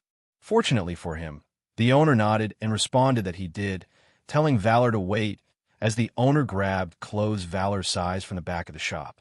Seeing as he had gained the time to do so, he perused through his notifications once more. Though, rather than focus on notifications related to his new species, he instead focused on notifications regarding his new class. To be honest, I thought this class would only be a bit better than the first class I had in mind. But now that I've looked at it for a bit more, it definitely blows it out of the water. Ding! Due to your new class, your passive skill, Basic Forging Mastery, has been changed to True Prodigious Forging Mastery. The skill's level has been reverted back to level 1. Due to your new class, your passive skill, Basic Equipment Creation, has been changed to True Prodigious Equipment Creation. The skill's level has been reverted back to level 1. You have gained the active skill, True Prodigious Forging Style. You have gained the active skill, True Prodigious Blueprint Creation. You have gained the passive skill, True Prodigious Equipment Resonance. Though he wanted to find out what some of the new skills he had obtained from the Ascension did, he decided to suppress this urge for now, telling himself that he had more than enough time to do so once he was finished buying new clothes for himself. However, this did not stop him from checking out the description of his rank 1 class, becoming enamored by it, even though it was his second time looking through it. Ding! True Prodigious Blacksmith Class. Rarity, Mythic. There are blacksmiths who follow the paths of those who have gone ahead of them, allowing them to be great blacksmiths in their own right. However, restricting themselves to the paths already trekked by many, these blacksmiths lose the limitless imagination provided by their craft, becoming the barrier that hinders from making a mark in the annals of history. Then, there are those who decide to forge their own paths in blacksmithing, going against the conventions of learning how to forge from those who had gone ahead of them. Instead, they allow themselves to learn the craft in its most natural state, one not shackled by stringent rules. With this, anything they touch transforms into their craft, each piece becoming the centerpiece of a legend. Only those who have trekked this path have the right to call themselves true prodigies. For each level gained in this class, the user gains plus 3 VIT, plus 3 STR, plus 2 AGI, plus 5 DX, plus 5 INT, plus 2 WS, plus 3 PR, plus 1 LUK, and 4 unassigned stat points. Prerequisites. Have Flow. Have Basic Equipment Creation LV 6. Basic Equipment Modification LV 6. Letting out a chuckle as he had finished reading through it once more, Valyr could not help but think that he had definitely lucked out in obtaining this class, thanking the heavens that he had obtained Flow before he had ascended to rank 1. Though the rank 1 class he first had in mind was No Pushover, which was the Talented Blacksmith class, an epic class he was able to choose during the Ascension process, the amount of stats one would obtain from an epic class was far less than what one would obtain from a legendary class. And this difference was even more pronounced when compared to a mythic class. Similar to how a higher-tiered subclass gave out more points, a higher-tier class meant that one would obtain far more fixed attribute points and unassigned attribute points per level compared to a lower-tiered one. For comparison, an uncommon class gave 20% more fixed stat points and unassigned stat points, with each succeeding rarity increasing that disparity by another 20%. With that in mind, a mythic class gave out double the fixed stat points and unassigned stat points per level compared to a normal class, which was a lot when one looked at it in the long term. Then again, there's still the ancient and divine classes, but the requirement for those are so stringent that I'd have to head a kingdom at the very least to obtain those. letting out a light sigh as he shook his head at the thought. Valor's attention was soon caught by the owner returning from the back of the shop, carrying what seemed to be a few articles of clothing in his new size. With the owner telling him that he should check if the clothes she had brought were of the right size, he was then directed to a fitting room, allowing him to check if the new clothes fit his current size well. Pleased with the fact that the clothes that had been brought to him were indeed of the right size, Valyr told the owner to give him a few more articles of clothing of the same size. A few minutes later, the owner returned with a couple more sets of clothing, asking Valyr if he would be buying more clothes. Shaking his head, Valyr went ahead and gave the owner a gold coin as thanks for the effort she had put in and the trouble he had caused her. Naturally, the shop owner was left at a loss for words, thinking that Valyr was giving her the gold coin so he could obtain the change for it. Though, as if he had realized the look on her face, Valyr told her to keep it, carrying the bag of clothes that had been given to him over his shoulder, only to stop in his tracks when the owner asked him the reason behind giving her the gold coin. "I'm in a good mood today." Saying these words, Valyr soon left the vicinity of the shop, walking through the streets once more as he pondered as to where he should go next. Considering that he had already ascended to rank 1, he was more or less done with what he needed to do before the beta version began. With that in mind, he planned to take it easy for a while, giving himself a well-deserved break. I should probably pay a visit to Tristan. As he continued to leisurely walk through the streets, Valyr eventually came to a decision, prompting a light smile to creep up his face as he hastened his steps in the direction of the village smithy. While doing so, he looked through the remainder of his notifications, soon noticing one notification that seemed to be out of place in comparison to most of the notifications he had received. Ding! You have obtained a passive skill for $6. F42.6 C45-20 #4 #26 C4 F6 F $4 What kind of skill is this? Curious as to whether the game system had given him a skill with a garbled name for no reason, Valyr went ahead and identified the skill through the system. Though, once he read through its description, rather than gaining answers to his questions, more questions instead appeared in his mind as the skill seemed to be veiled in obscurity. Ding! For $6 F42.6 C45-20 #4 #26 C4 F6 F $4 LV Max. Rarity, uncommon. A skill only given to those worthy enough. Increases all of the user's stats by 3%. Note, though veiled in obscurity, that does not mean that all hope is lost. The key lies in your true identity. Find this, and the truth shall be revealed. My true identity? What does it mean by that? Befuddled, Valyr could not help but murmur to himself after reading through the obscure skill's description.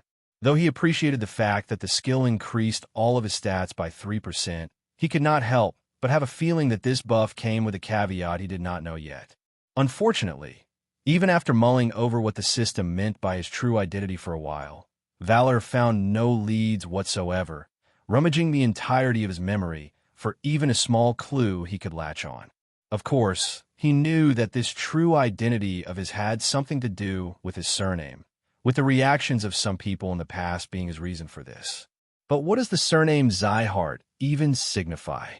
Deciding that there was no point mulling over it for now, Valyr let out an exasperated sigh before closing his eyes for a bit. Opening it sometime later, with his emotions returned to its initial tranquility, he then continued on his walk to the village smithy, arriving there around 10 minutes later. Entering the village smithy, Valyr was greeted by the sight of a somewhat sleepy Tristan stoking the flames of the large furnace at the rear of the smithy, making sure that the flame didn't grow too big too quickly. Hearing footsteps echo throughout the place, just as he was in the midst of preparing, Tristan could not help but let out a yawn as he shifted his attention to the person that had just appeared. We're still not open yet, so if you want, you could. However, at the very instant his eyes shifted towards the familiar figure of the man that stood at the smithy's entrance, all of the grogginess in Tristan's body was swiftly washed away, being replaced with exuberance as his eyes widened in surprise. I definitely wasn't expecting you to arrive at this place so early. Valyr, eager to forge a few things. Letting out a peal of laughter, Tristan headed to where Valyr was, wanting to give the latter an embrace. Though, just as he was about to do so, he stopped himself in his tracks as he could not help but feel that something was off with Valyr. Slightly confused, he took a couple steps back, jogging his mind to full alertness as he looked at Valyr from head to toe. Wait a minute, doesn't it look like he grew a couple inches? Plus his aura. Closing his eyes, Tristan went ahead and sensed the faint aura emanating from Valyr, only to become shocked soon after as Valor's aura gave off an incredibly familiar feeling to him. Opening his eyes with an expression of incredulity, Tristan returned his gaze to Valyr, asking the question that consumed his entire mind just now. Did you ascend? In response to the question, Valyr lightly grinned before releasing the entirety of his aura, aiming it towards Tristan. Feeling Valor's aura wash over his body, Tristan felt a bit of pressure from it, which only changed the incredulous expression he had on his face into that of excitement. After all, the only ones who could make him feel this pressure when they released their entire aura were rank 1 class holders. Seeing as the aura Valyr exuded pretty much confirmed his suspicions, Tristan could not help but jump for joy, proud at the fact that Valyr had ascended to rank 1, yet at the same surprise that he had done so in such a short time. Nevertheless, he placed his surprise at the back of his head, giving the man before him a tight embrace before letting go sometime later. With a wide smile plastered on his face, Tristan urged Valyr to follow him nearer to the furnace, to which the latter did. Continuing to stoke the fire in the furnace, Tristan opened his mouth. To think you've already ascended to rank 1. It only felt like yesterday that you were still at rank 0. Pot in, Dan, That's because it was yesterday, Valyr said in response, a light chuckle coming out of his mouth soon after. Anyways, the reason why I passed by your smithy instead of heading back to the barracks was because I knew you'd be ecstatic to find out I've already ascended. Noticing the large bag of clothes Valyr carried around with him, Tristan told him to place it by the side for now as he talked with him for a bit more. Have you told Damien and the others of your ascension yet? Nope. Valyr shook his head. You're the first one to find out, aside from me, that is. Well, I'm honored. Hearing those words, Tristan flashed Valyr a light smile. Care to tell me what class you got? You could always check it with analysis if you want. Valyr shrugged his shoulders with a smile as a thought popped up in his mind. Seeing that Tristan had indeed done what he told him to do soon after, he could not help but inwardly grin mischievously. Huh, that's weird. Your class is all question marks for me. As the light blue tint around Tristan's eyes gradually disappeared, he could not help but give Valyr a slightly perplexed expression. On the other hand, everything else I can see just fine. Hearing that, Valyr let out a playful chuckle, inwardly glad at the fact that his idea had worked. Recalling what he had heard back then, if a person with a low-tiered class used analysis on a high-tiered class, the latter's class would be obscured on the former screen. Though there were many ways to circumvent this problem, such as using higher-tier versions of analysis, such as greater analysis, this only applied if the high-tiered class was at least 3 tiers above the low-tiered class.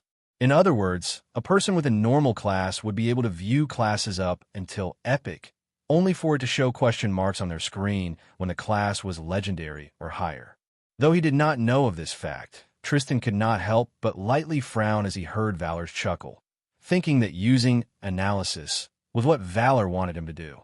With that, he went ahead and asked once more as to what Valor's class was, to which the latter responding by telling him it was a secret. At this point, it wouldn't be wrong to say that Tristan was slightly irked by the fact that Valyr was keeping his rank 1 class a secret from him. Nevertheless, a light smile still appeared on his face, placing the matter at the back of his head. Well, the skill wouldn't show question marks for no reason. If that's the case, then that means Valor's class must be more special than I initially thought. With this thought in mind, Tristan eventually finished stoking the flames in the furnace a few minutes later, coloring the immediate vicinity a dim orange.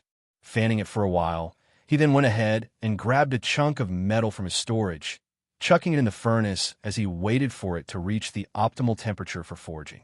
Since you're now rank 1, I must inform you that you now have new responsibilities to tend to, given your increase in class rank." While waiting for the metal to heat up, Tristan engaged in conversation with Valyr once more. However, most of these responsibilities would mostly come from Damien, so it would be better for you to ask him about it instead. Naturally, Valyr perked his ears up, eager to hear what Tristan had to say. Though, hearing these words come out of Tristan's mouth, his eagerness was quickly dampened, prompting a light frown to appear on his face as he looked at Tristan. Of course, Tristan laughed at Valyr's current expression, thinking of it as payback for what the latter had done to him earlier. Anyways, as the only blacksmith in this village, the only rank 2 blacksmith in this village, I'll inform you of the responsibilities you now have as a bona fide rank 1 blacksmith. First, you must head to the nearest blacksmith guild and get yourself registered as soon as possible, Tristan told him. If not, it would become difficult for you to progress through the higher levels of the technology tree in the future. On top of that, a great portion of the usual blacksmithing skills could be obtained there.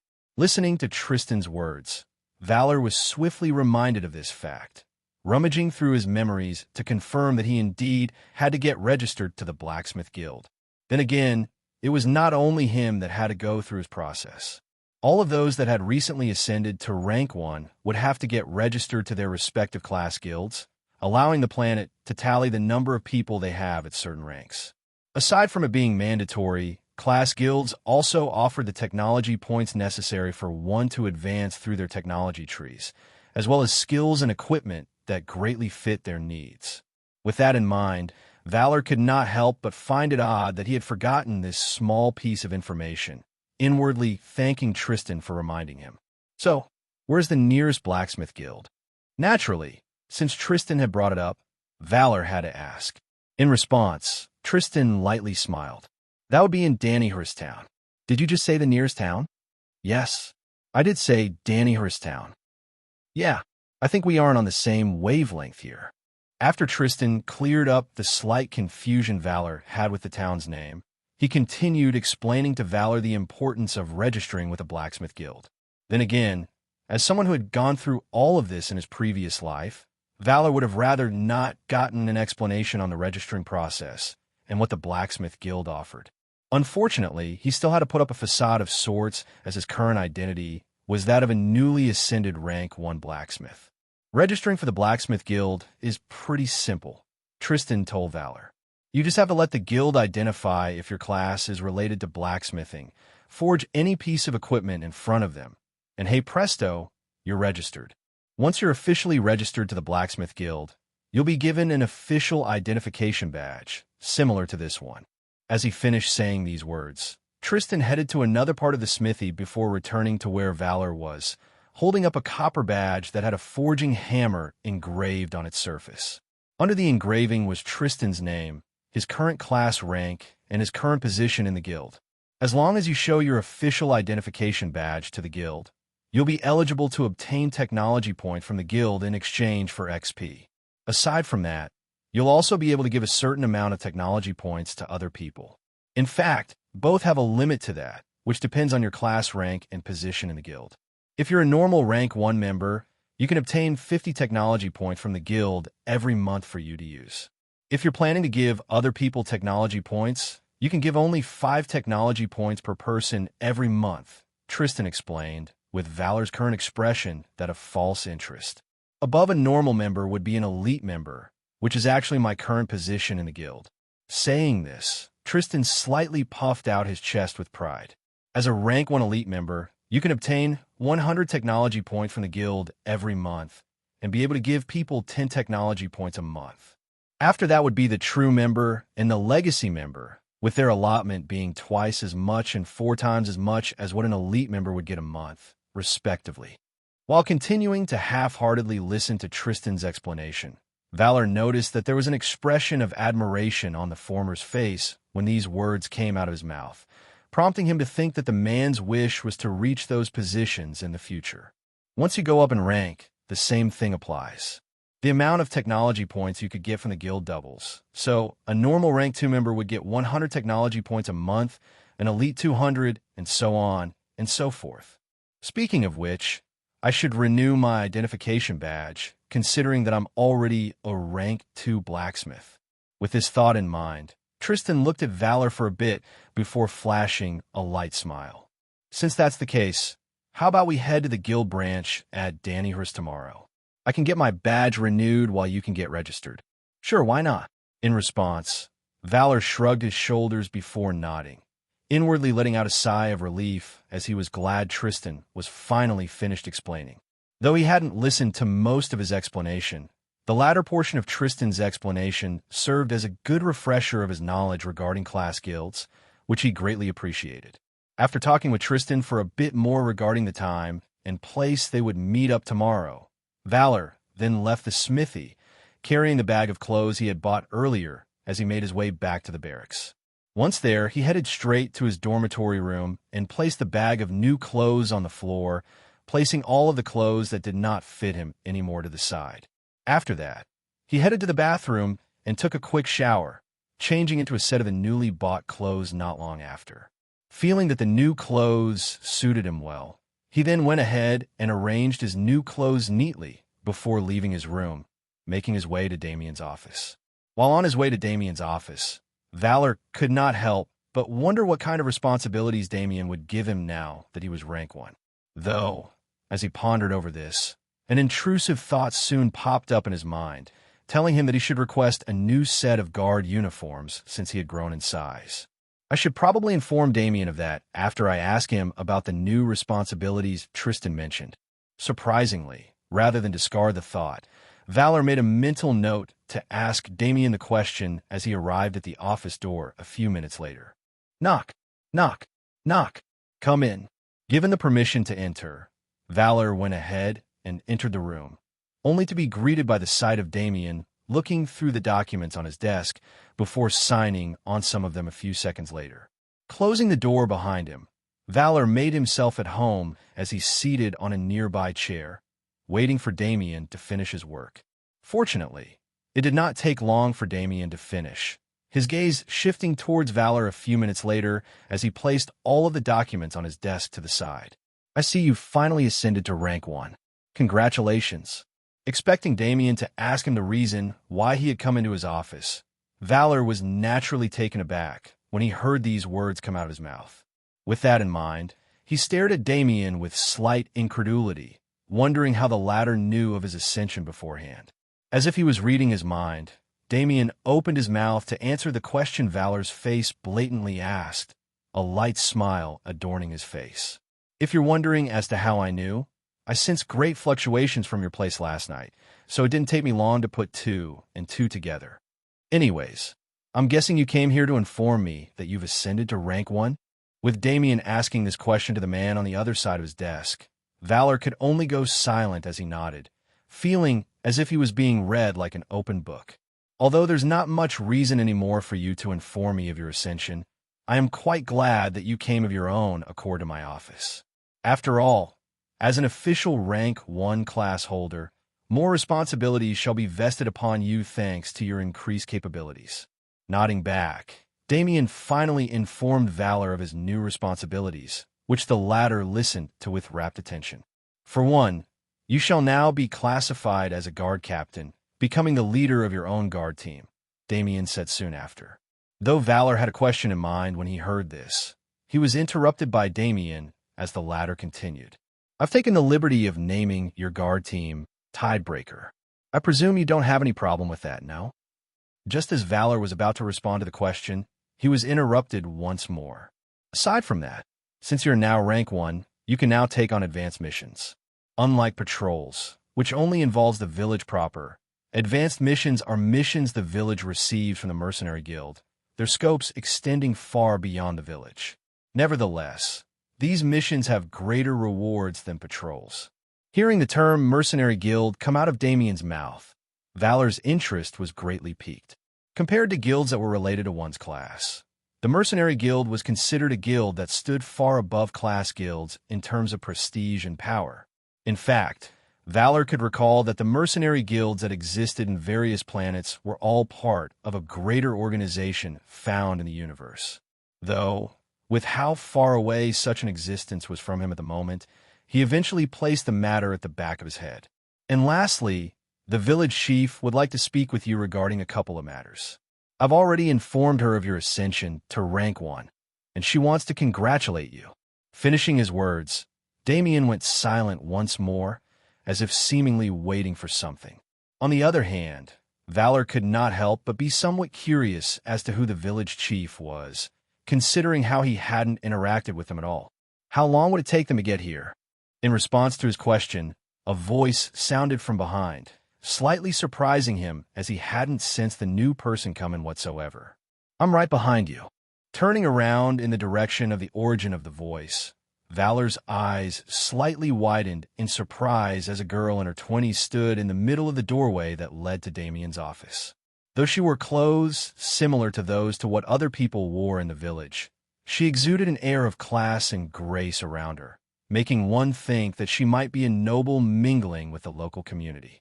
This thought was further spurred on by the fact that her hazelnut brown eyes gave one the feeling that they were looking at the world surrounding him, as if her gaze encompassed everything they knew. Adding on her dark brown hair, which was neatly tied into a ponytail, as well as how she handled herself in social situations, it would make sense for one to think that way. Flashing a light smile after Valyr gazed in her direction, the woman lightly nodded as she opened her mouth. Though I have heard of your feats as the tiebreaker during the Monster Tide, as well as your name being mentioned by many people multiple times, I presume this is the first time we've seen each other face to face, yes? With Valyr nodding in response to the question, the woman went ahead and introduced herself. Well, my name is Alfura Astardo. I am the eldest daughter of the founding family of the village, the Astardo family, as well as the current village chief. Would it be fine for you to enlighten me on your identity? Hearing these words come out of the woman's mouth, Valyr lightly shrugged his shoulders before nodding. Standing up from his seat, he gave her the same level of respect he had given him, lightly bowing before going ahead and introducing himself to her. Valyr Zeihardt, part of the Astardo Village Guards, a rank 1 class holder. Though Valor's introduction of himself was brief and concise, Alfura did not take any offense to it whatsoever, finding it normal for someone like Valyr to be wary around someone they had met for the first time. Nevertheless, when a man before him mentioned his surname, her eyes could not help but widen for a brief moment, looking at Valyr with a hint of surprise before her expression eventually returned back to normal. I'm pleased to make your acquaintance, Valyr, Alfura said with a light smile, placing the thought of Valor's surname at the back of her head for now. Has the village been treating you well ever since you've arrived? It has. Valyr nodded in response. If not for the fact the village has treated me so kindly, I wouldn't have probably reached rank 1 this quickly. Although Valyr had multiple ways to reach rank 1 without relying much on other people, it went without saying that it would have taken longer for him to do so if not for the opportunities the village had given him, as well as the people he had met along the way. Since you have already mentioned it, I would like to congratulate you on your ascension to rank 1. Hearing the words that came out of Valor's mouth, Alfura congratulated him on his achievement, to which Valyr replied with a nod and perfunctory thanks. After that, the room had become silent, with the atmosphere surrounding them becoming more awkward as time passed. Unfortunately, there was no easy way to go around it, as both Alfura and Valyr had met each other for the first time. Eventually, at some point, Valyr could not handle the awkwardness anymore, opening his mouth as he asked Alfura a question. I was told earlier by Damien that you would speak to me regarding a couple of matters. Would it be fine to ask what those are? Ah, yes. Seeing as the awkward atmosphere surrounding them had been finally broken, Alfura inwardly let out a sigh of relief as she recalled the reason why she had come here in the first place.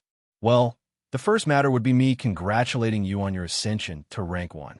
I've made a habit of mine to congratulate everyone who has ascended to rank 1.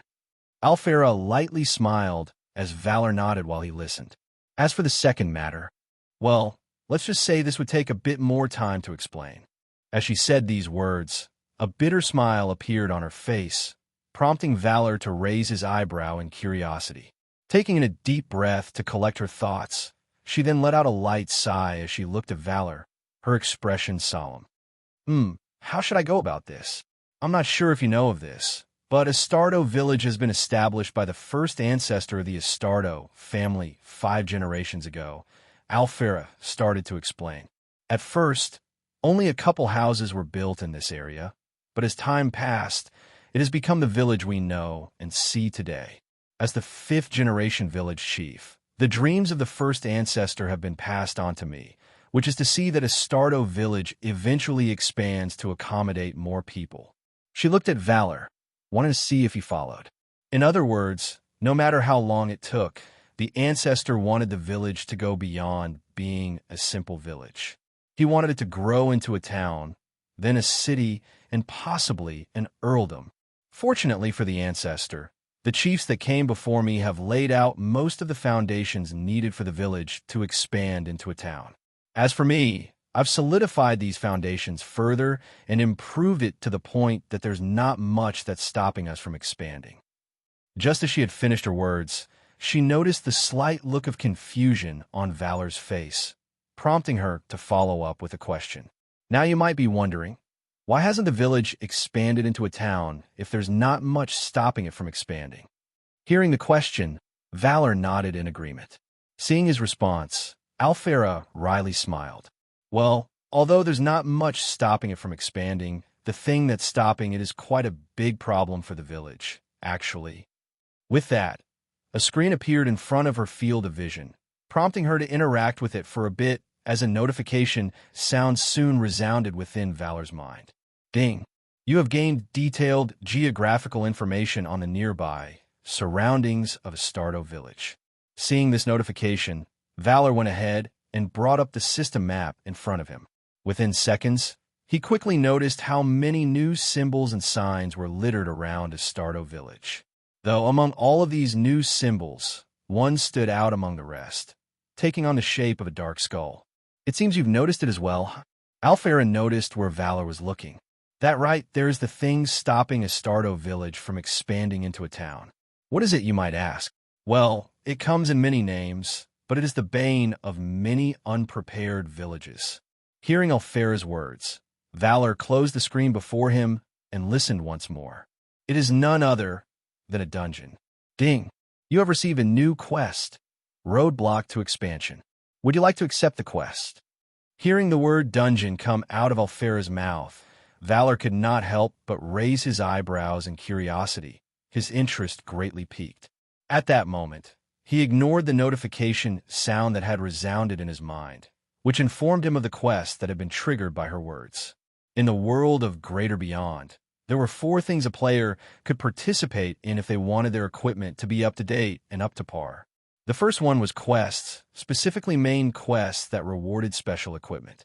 This was generally the most preferred method for many players to obtain strong equipment, with every piece of equipment they get from it lasting them far longer than any normal equipment. Next up were world raids, which would only be available to players and beings of a higher level. These raids would only be accessible when one owned the key that unlocked that respective raid, allowing them to receive great fortune in the chance that they successfully beat the raid. Naturally, it went without saying that superb equipment was included among the rewards, their quality only losing out to equipment obtained from the hardest of quests. After there were reoccurring field events, such as the Monster Tide. Unlike the first 2 methods, reoccurring field events were one of the easier methods for a being to obtain decent equipment, with those able to land a final hit on the boss being eligible for equipment of a far greater quality. Unfortunately, due to how it was more accessible compared to the first 2 methods, most high-level players would monopolize on the equipment dropped during the Monster Tide, only leaving the scraps behind for those weaker than them to pick up. And last but not the least was the topic of Valor's current interest, dungeons, being the most accessible method for beings to obtain equipment for their levels. Equipment that's dropped from dungeons were considered as the baseline standard by many. Nevertheless, even though dungeon equipment lost out in comparison to equipment obtained from the 3 earlier methods, it had still its advantages, such as the fact that almost every piece of dungeon equipment made up a set.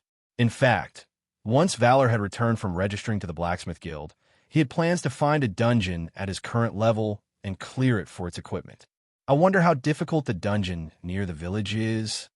Valyr thought to himself, returning his attention to the words that came out of Alfera's mouth. We've already had multiple people enter the dungeon in the past. After collecting all of the information we've gotten from them, we've concluded that it's a dungeon made for beings around level 10 to 15, Alfera said, her gaze focused on Valyr's face. Is that the reason why those at a higher level haven't entered the dungeon and solved the problem yet? Valyr asked in response, to which Alfera nodded with a bitter smile. To be honest, I've offered this same exact request to every newly ascended rank 1 class holder in the village. Even Damien was not exempt from this.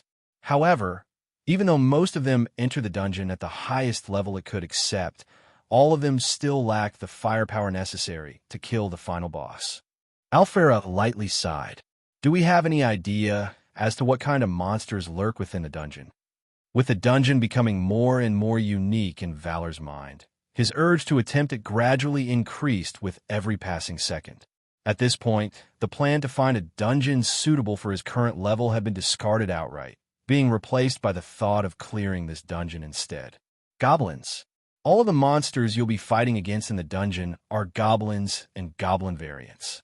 Hearing Valyr's question, Damien took the initiative to respond, slightly shuddering in fear as he recalled his memories of entering the dungeon. As for the final boss, let's just say it's an incredibly strong goblin.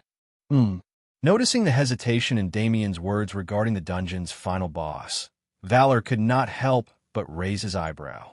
However, as Damien went silent after saying what he had to say, he placed the matter at the back of his head, making a mental note to try and find out what kind of final boss the dungeon contained. Seeing as Damien had responded to the question for her, Alfera lightly nodded before bringing Valyr's attention back to her. And that pretty much sums up the second matter I wanted to discuss with you. Naturally, if you succeed in clearing out the dungeon, removing the final obstacle that's hindering the village from expanding, I assure you that you'll be rewarded handsomely for your efforts. Hearing those words, Valyr took it as his cue to check out the quest that the system notified him about earlier, wondering if what Alfera had said so far matched up with what was written. Ding. Roadblock to expansion. Difficulty B. Finding out that you have newly ascended to rank 1. The chief of Astardo village has decided to ask for your help in removing an obstacle that has been hindering the village from expanding for a long time. According to her, a dungeon only those at the lower levels of rank 1 could attempt was what blocked this expansion from happening. Of course, as she had approached you about the dungeon, you fit the criteria to enter it. Although she has high hopes in you being able to create a miracle as the Tidebreaker, she also understands if you ever fail in clearing it. After all, she has already asked many before you to do the same thing, but to no avail. Quest requirements. Clear the dungeon, Astardo Goblin Den, 0 out of 1. Quest rewards. Affinity plus 500 with Alfera. Planetary reputation plus 20. Plus 50,000 XP. Improvement to Astardo's Tidebreaker title. Astardo's Beacon of Hope title. Knight Nobility title. Quest penalty. Reputation minus 100 within Astardo village. Note, though Alfera is not urging you to complete the quest as soon as possible, understanding that preparation is key, the flames of ambition roar greatly within her. Perhaps you could earn better rewards if you finish it faster. Reading through the quest description, Valyr could not help but inwardly take in a deep breath, being left at a loss for words at the rewards that he would obtain if he succeeded in clearing the dungeon. Aside from the fact that he would gain a decent chunk of XP and a good amount of planetary reputation, the fact that he had the chance to obtain effectively 3 titles at once shocked him, with the last title among the 3 shocking him the most. A nobility title, Valyr thought to himself, thinking that having one early on would definitely help out in the creation of his organization in the future. Eventually, he had come to a decision, gaining a new impression of the woman before him as he read the note at the end of the quest. Commanding the system to accept the quest, Valyr nodded at Alfera as a smile appeared on his face. All right, I'll try my best to clear the dungeon. It wouldn't make sense for the Tidebreaker to not have the same level of ambition as you, after all. Hearing Valyr's words, Alfera was slightly taken aback, only to let out carefree laughter soon after as she extended her out for a handshake. I do hope you clear the dungeon. After all, you'd be fulfilling the dreams of my ancestors from a long time ago. No pressure, though. If you end up failing, then that just means I have to wait for another person to clear the dungeon instead. You say no pressure, but it feels like you are. Letting out a chuckle in response, Valyr reciprocated the handshake as Alfera looked at him with a slightly mischievous smile. You're Astardo's tiebreaker, after all. If it isn't you who does it, then who else? Saying those words, Alfera went ahead and bade farewell to the two, informing Valyr of her residence before congratulating him once more on ascending, eventually leaving the two on their own. Once he was certain that Alfera had completely left, Valyr could not help but let out a long sigh, to which Damien responded by flashing him a bitter smile. Seeing the bitter smile on Damien's face, Valyr could not help but wear a bitter smile as well, eventually opening his mouth to ask a question. Has she always been that way? Pretty much. Well, you'll eventually get used to it. I say, would it be possible for me to get a set of uniforms in my new size? Ah, yes. I'll get that sorted out later. Thank you. After the talk with Alfera regarding the nearby dungeon that stopped the village from expanding, Valyr went ahead and talked a bit more with Damien regarding his need for a new set of uniforms. After that, he asked Damien to clarify the first responsibility that had been given to him, which was him being appointed as a guard captain. I've had this question in my mind ever since you mentioned it earlier. Valyr looked at the man in front of him with a slightly confused expression. You said earlier that I'm now classified as a guard captain, but wasn't my position in the organization guard captain already, even though I wasn't rank 1 yet? Hearing his question, Damien quickly understood what perplexed Valyr, nodding as he opened his mouth. That would indeed be true. Your position was indeed guard captain, even though you weren't rank 1 yet. However, appointing you as a guard captain is different from the guard captain position in the system. Seeing the confusion on Valyr's face deepen, Damien pondered in silence for a bit as he tried to explain it from another perspective. Think of it this way. The guard captain position in the system is like the level of reputation you have in the organization, while the guard captain appointment is your actual position in the organization. Does that make it easier for you to understand? I guess. Valyr shrugged his shoulders as he slowly nodded. But what's the difference? Being appointed as a guard captain is only given to those who are officially rank 1 class holders, Damien responded, finally allowing the puzzle pieces in Valyr's mind to fall into place. On the other hand, anyone can reach the rank of guard captain in the organization as long as they have enough merits to reach the rank. So basically, one's a rank and the other one's a position. Seeing Damien nod at his words, Valyr finally felt like he understood. Yeah, that's definitely not confusing at all. Damien bitterly smiled at the statement.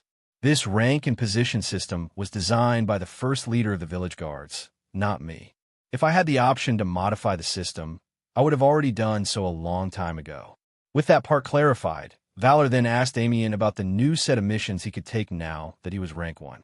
In response to that, Damien sent Valyr a list of missions, all of which had a corresponding number of stars that dictated their level of difficulty. Though he was not sure how many stars corresponded to what grade of quest would obtain, the fact that a 4-star mission was on the list slightly intrigued him. Then again, as he was planning to head out to Dannyhurst Town tomorrow with Tristan, he decided to place the matter of taking advanced missions at the back of his head for now, thanking Damien for the time as he headed back to his dormitory room, relaxing for the greater portion of the day as he allowed his body to get some well-needed rest. By the time Valyr made a move once more, it was already the next day. Gradually opening his eyes in slight annoyance at the sun rays that pierced through his window, Valyr lightly grumbled as he scratched his head, slowly getting up from bed as he eventually went through his usual morning routine. After changing into a new set of clothes once he was done taking a shower, he affixed his spear to his back before making his way to the cafeteria, feeling more alert at this time than he would usually be. Chalking off it as a perk of ascending to rank 1, he went ahead and grabbed a quick breakfast, wolfing it down within minutes before heading out of the barracks around 15 minutes later. Feeling the slightly cold breeze of the morning air blow against his body, Valyr could not help but take a more leisurely pace while making his way towards the gates, which was the place the two had agreed to meet up at. Nevertheless, with his high AGI, even his leisurely pace was quick, arriving at the gates a few minutes later as a familiar man greeted him with a wave. It seems both of us got up early. After waving at Valyr, Tristan let out a chuckle. To be honest, I thought I'd be the first one to get there. In response, Valyr chuckled back, his eyes affixed to the clothes Tristan currently wore. As he had always met up with him in the smithy, this was the first time he had seen Tristan wear such casual clothing. Even during the monster tide, Valyr saw Tristan in a getup more akin to what he wore in the smithy.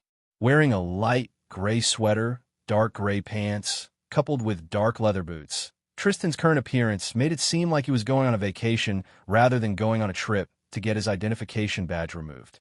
After talking for a bit more, the two of them then walked outside the village gates, hopping on a small carriage Tristan had rented for the journey. Being notified that Dannyhurst town was only a dozen kilometers or so away to the northeast from Klaus village, Valyr thought that the current size of their carriage made sense. Once they were finished double-checking if they had forgotten any other things to carry for the journey, Tristan went ahead and signaled to the horse, pulling the carriage to start moving, beginning their somewhat relaxed journey to Dannyhurst town. At our current pace, we'll reach Dannyhurst town within 2 days. In total, we'll take 4 days to head to Dannyhurst and back. Deciding to break the silence as the walls of Astardo village gradually disappeared from their field of vision, Tristan went ahead and took the initiative to start conversation. Is it possible for us to get there faster? In response to Tristan's words, Valyr surprisingly asked this question, which made Tristan raise his eyebrow at the former in curiosity. Seeing Tristan's expression, Valyr bitterly smiled, thinking about the note at the end of the quest he had obtained yesterday. The village chief tasked me with clearing the dungeon near the village. I was hoping to finish it as soon as possible. Hearing Valyr's words, Tristan quickly understood. I see. So, she also requested for your help, huh? Pa and Dan, 0v1, C0M, you too? Naturally, from his words, Tristan implied that he had been offered the same thing as well, prompting Valyr to ask this question. In response, Tristan nodded at the question. I was around level 15 or so when she approached me regarding the dungeon. Of course, just like many others before me, I failed at the final step, failing to kill the final boss. What's the final boss like anyway? Hearing Tristan mention the final boss, Valyr decided to ask him about it, hopeful that he would finally get a detailed answer. Unfortunately for him, Tristan's response to his question would crush that hope. Did Damien tell you about the boss? He wasn't that specific, Valyr replied. He only told me that it was an incredibly strong goblin. An incredibly strong goblin. Yeah, that more or less sums it up. Just as Valyr was expecting Tristan to expound more on the final boss, the latter instead agreed with Damien's words and decided to be silent about it. Of course, Valyr tried a couple of times to ask Tristan more about the final boss, but to no avail. Seeing as Tristan wouldn't budge on telling him about the final boss, Valyr eventually gave up and let out a long sigh, deciding to focus his thoughts on what he was going to craft during the registering process at the Blacksmith Guild.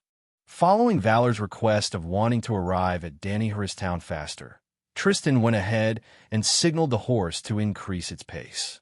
With that, rather than arriving at the gates of the town within a couple days, they had arrived a few kilometers away from it on the afternoon of the following day. Employing the effect of gambler's discerning eyes to great use, Valyr mouthed out a faint wow as he looked at the town within their field of vision with a hint of awe. Though Dannyhurst town was classified as a town, from how large the walls surrounding the town were, Valyr could not help but think that it seemed more like a city, given its grandeur. With its occupied area being around 80% of the area Anadhar city occupied, Valyr could not help but feel like those that thought of placing a Blacksmith Guild branch in this town had the right idea. Unsurprisingly, following the theme of the town feeling more like a city instead of a town, the buildings lined up on the sides of the main street had a similar design to the ones found in the cities Valyr could recall, prompting him to think that Dannyhurst town might transform into Dannyhurst city in the near future. As their carriage passed through the town gates, eventually parking it at a designated area for carriages coming from the outside, Valyr and Tristan eventually hopped off the carriage, paying the entrance fee to the town guard that had accompanied them to the area.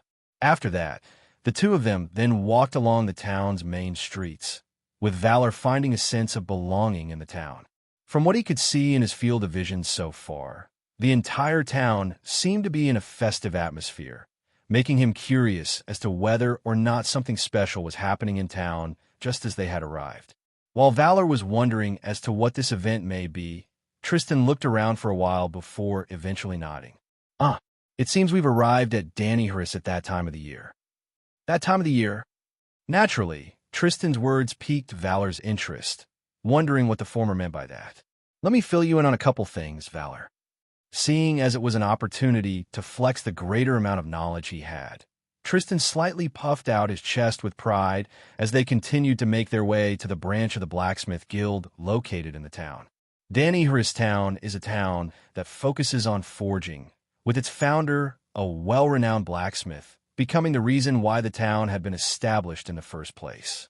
In fact, it has a nickname that fits this same thought, being called the Little Blacksmith Haven, Tristan explained, with Valyr listening attentively as they continued to walk. As their founder was a blacksmith, and the town being mostly focused on forging, they eventually decided to dedicate a whole week to celebrate the founding of the town, as well as the craft of forging itself, gaining the name of the Forge Festival. Hearing those words, Valyr finally understood what was going on, thinking that they had come to the town while the Forge Festival was still ongoing. I'll show you around the town later to let you see the Forge Festival from up close. For now, let's prioritize my badge renewal and your registry to the Blacksmith Guild. Saying those words, Tristan went ahead and increased his pace, to which Valyr had no choice but to follow suit. Eventually, after walking for a few minutes, they arrived at the front of a building that undoubtedly stood out among the various buildings in its vicinity. Aside from the sheer scale of the building before them, the grandeur it exuded and the attention to detail on its exterior was enough for one to think that the building served a far greater purpose. Taking a peek through the entrance with Gambler's discerning eyes activated, Valyr could not help but notice a few furnaces at the far end of the main hall, with multiple people seemingly engrossed in the process of forging equipment. Briefly glancing at the exquisitely crafted sign hanging above the entrance that said Blacksmith Guild, Dannyhurst Town Branch, the two of them went ahead and entered the building, swiftly being greeted by the warm air that came about from the residual heat emanating from the furnaces Valyr had noticed earlier. Looking around, Valyr noticed that the right section of the main hall had many people congregating around it, eventually noticing the counters that were lined up at the edge of the right section. With that in mind, it did not take too long for him to realize that the right section was dedicated for the registry of new members, as well as the renewal of identification for old members. In contrast, the left section of the main hall more or less felt like Tristan's smithy back in Astardo village, being littered to the brim with anvils, furnaces, forging hammers, crafting materials, and sweaty people toiling away at forging equipment. With Tristan placing his hand on his shoulder, Valor's attention quickly shifted towards Tristan as the latter pointed in the direction of the multiple counters on the right section. You go on ahead and line up to get yourself registered. I'll head to another counter for my renewal. Nodding in response, the two of them went their separate ways as Valyr lined up in front of one of the queues that was near the entrance. On the other hand, Tristan headed to the far end of the right section, lining up on the shorter queues after showing his identification badge to a person that seemingly barred non-members from queuing there. While on the queue, Valyr passively listened to the conversations that were happening around him, hearing mentions of a forging-related tournament happening in town tomorrow. Though, just as he was about to gain more details on the specifics of the tournament, he had arrived in front of one of the counters, coming face-to-face with one of the attendants working for the Blacksmith Guild. Welcome to the Blacksmith Guild's Dannyhurst Town branch. My name is Michael. How may I help you today? Hearing those words, Valyr shifted his attention to the man on the other side of the counter, nodding before opening his mouth. I would like to register as a member. Certainly. Please pay a silver coin as registration fee, and we shall proceed with the registration process. In response, Michael nodded before informing Valyr of what to do. Seeing as Valyr had plopped a silver coin on the counter, separating the two of them, He nodded once more in agreement as he smoothly moved the coin away from their field of vision. Your name? As he asked this question, Michael brought out a thin tablet that faintly glowed a light blue color, giving Valyr the feeling that the tablet was powered by mana. Valyr Zeihardt. Of course, even though he was curious, Valyr went ahead and complied with the instructions, with Michael nodding as a few strands of mana came out of his body before entering the tablet he held. Current rank. Rank 1. Once more, a few strands of mana came out of Michael's body, being engraved on the thin tablet he held. After that, he sent out a few more strands of mana to the tablet before placing it to the side as he directed Valyr to another part of the building. All right, Sir Valyr. With all of that done, the Blacksmith Guild shall now record your current class and affirm that you are indeed a blacksmith by having you craft a piece of equipment under the supervision of a proctor. Do you have any problems with that? None at all. In response to the question, Valyr shook his head, earning another nod from Michael. All right then, please follow me. Following behind Michael, Valyr was swiftly led to another part of the Blacksmith Guild's building, a part that was far more secluded than the main hall he was in earlier. Entering one of the various rooms lined up against one of the building's multiple corridors, Valyr was soon greeted by the sight of a decently furnished room containing most amenities one would need to live a comfortable life. And there was a middle-aged man that seemed to be in his 50s, idly gazing out the large bay window as he sipped on a cup of tea. Hearing people enter his room, the man shifted his attention to those who had appeared before showing an amicable smile. This a new member, Michael? The man asked, to which Michael nodded in response. They're currently undergoing the registering process. Please identify their current class, Michael said before telling Valyr he was going to take his leave. Being left alone in a room with a middle-aged man, Valyr could not help but feel a hint of nervousness. Noticing his nervousness, the man let out a light chuckle before standing up and moving closer to Valyr, extending his hand out for a handshake. Nice to meet you. The name's Balthazar. I'm one of the resident class appraisers here in this branch of the Blacksmith Guild. Hearing the words that came out of the man's mouth, the nervousness that Valyr felt quickly disappeared as he reciprocated the handshake, smiling back as he opened his mouth soon after. Valyr, as you've heard from Michael, I'm applying as a member of the Blacksmith Guild. And so you should. Balthazar nodded in agreement after looking at Valyr from head to toe. Most Rank 1 class holders tend to ignore the fact that it's necessary for them to join their respective class guilds if they want to go far. Then again, not all people would be willing to listen. Shrugging his shoulders in nonchalance, Balthazar went ahead and instructed Valyr to take a seat on the chair he was sitting earlier. Following the instruction, Valyr sat on it, waiting for the former to tell him what to do next. You just sit there and look pretty. While you do that, I'll use a skill to check your class. Once I certify that you have a class or subclass related to blacksmithing, you can head to the door on your left and proceed with the final step of the process. As he said these words, Balthazar pointed at the wooden door to his right, prompting Valyr to look at his left before nodding in response. Greater analysis. Without any countdown or warning, Balthazar soon activated a skill, causing a light blue tint to cover his eyes. A few seconds later, this light blue tint gained a second layer, taking on a slightly darker blue color, giving off the feeling that Balthazar was currently wearing glasses of some sort. With the skill activated, he gazed at Valyr, prompting a screen to appear in front of his field of vision a few seconds later. With that, he dispelled the skill, reading through Valyr's status screen, only for his eyes to briefly widen in surprise before returning to normal. I must say, you've got quite the special blacksmith class. Closing up the status screen in front of him, Balthazar looked at Valyr with a knowing smile, prompting the latter to bitterly smile back.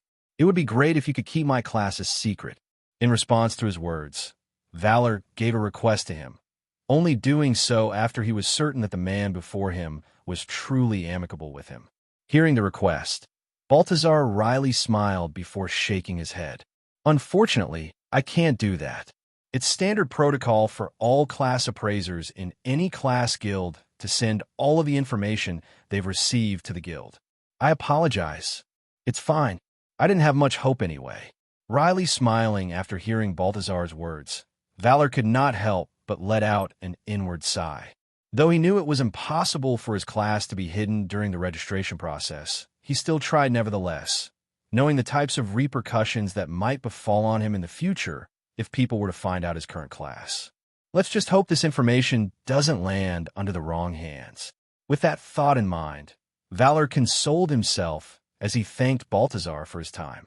In response to that, Balthazar apologized once more, telling him that he would make sure that only the higher-ups in the guild would be eligible to find his current information, which made Valyr smile as he thanked the man one more time.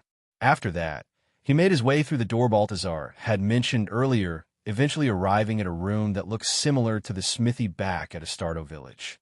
Just as he was wondering where the proctor was, a man in his 30s with ash-blonde hair appeared before him all of a sudden, prompting him to turn around and take a few steps back in surprise. Seeing Valyr's reaction to his move, the man could not help but lightly chuckle. Sorry. I just like doing that to all of the people who are registering to the guild. Anyways, let me introduce myself. The name's Neil. I'm a rank 2 blacksmith, and I shall be your proctor for today. The man went ahead and introduced himself, prompting Valyr to do the same soon after. Considering that you've appeared in this room, I presume my father was the one who appraised your class, no?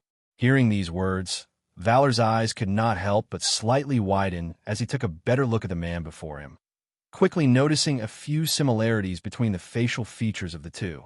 Nodding in response, Neil smiled. Glad to find that out. Well, let's not waste any more time.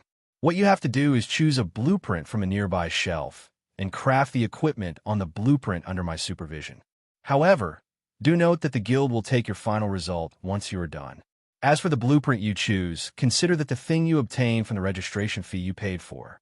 After asking Neil a couple more questions, Valyr went ahead and perused through the various blueprints he could choose from on the shelf, eventually settling for a common grade blueprint of a broadsword. After the information of the blueprint was added to his memory through the help of the system, he went ahead and placed the blueprint back on the shelf before chucking in the metals the blueprint called for into the already roaring hot furnace. Eventually, once the metals were at the right time for forging, he took them out with a pair of tongs before placing them on the anvil, hammering away at it soon after. Within minutes, he had found a suitable rhythm to work with, heating up the metal he was hammering at in the furnace every once in a while, before returning to shaping the metal into the blade of a broadsword. As it was just a piece of equipment he had to craft to get registered to the guild, and not a piece of equipment he would use, Valyr opted not to use the hyper-focus ability of Gambler's Discerning Eyes. Nevertheless, the final result of his forging still made Neil whistle in slight admiration as he quenched the blade in a barrel of warm oil. Wiping off the excess oil that dripped off the blade, Valyr then gave it to Neil for inspection. Moving the blade closer to his face, Neil looked at the entire surface of the broadsword blade, eventually placing it down as he nodded at Valyr in satisfaction. Attach a handle and a suitable guard on it, and you've got yourself a well-crafted broadsword, Neil could not help but say. With what you've shown me here, you passed the final test. From this day onward, you're now officially a member of the Blacksmith Guild.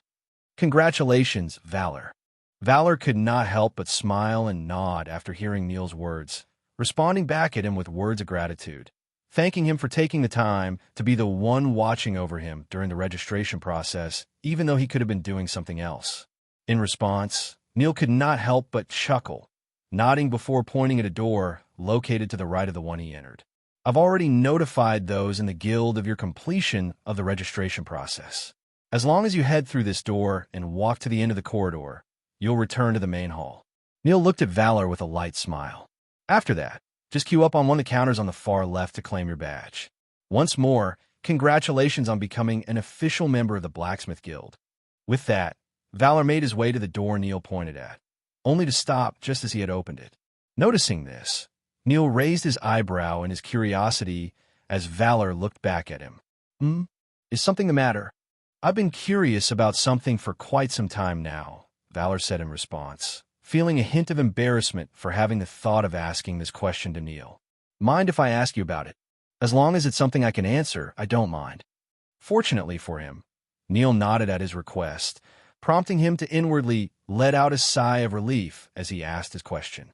Before signing up to register for the guild, I've been hearing mentions of a tournament going on in town, with a lot of people talking about while I queued up at the counter. I've just been wondering as to what this tournament is about.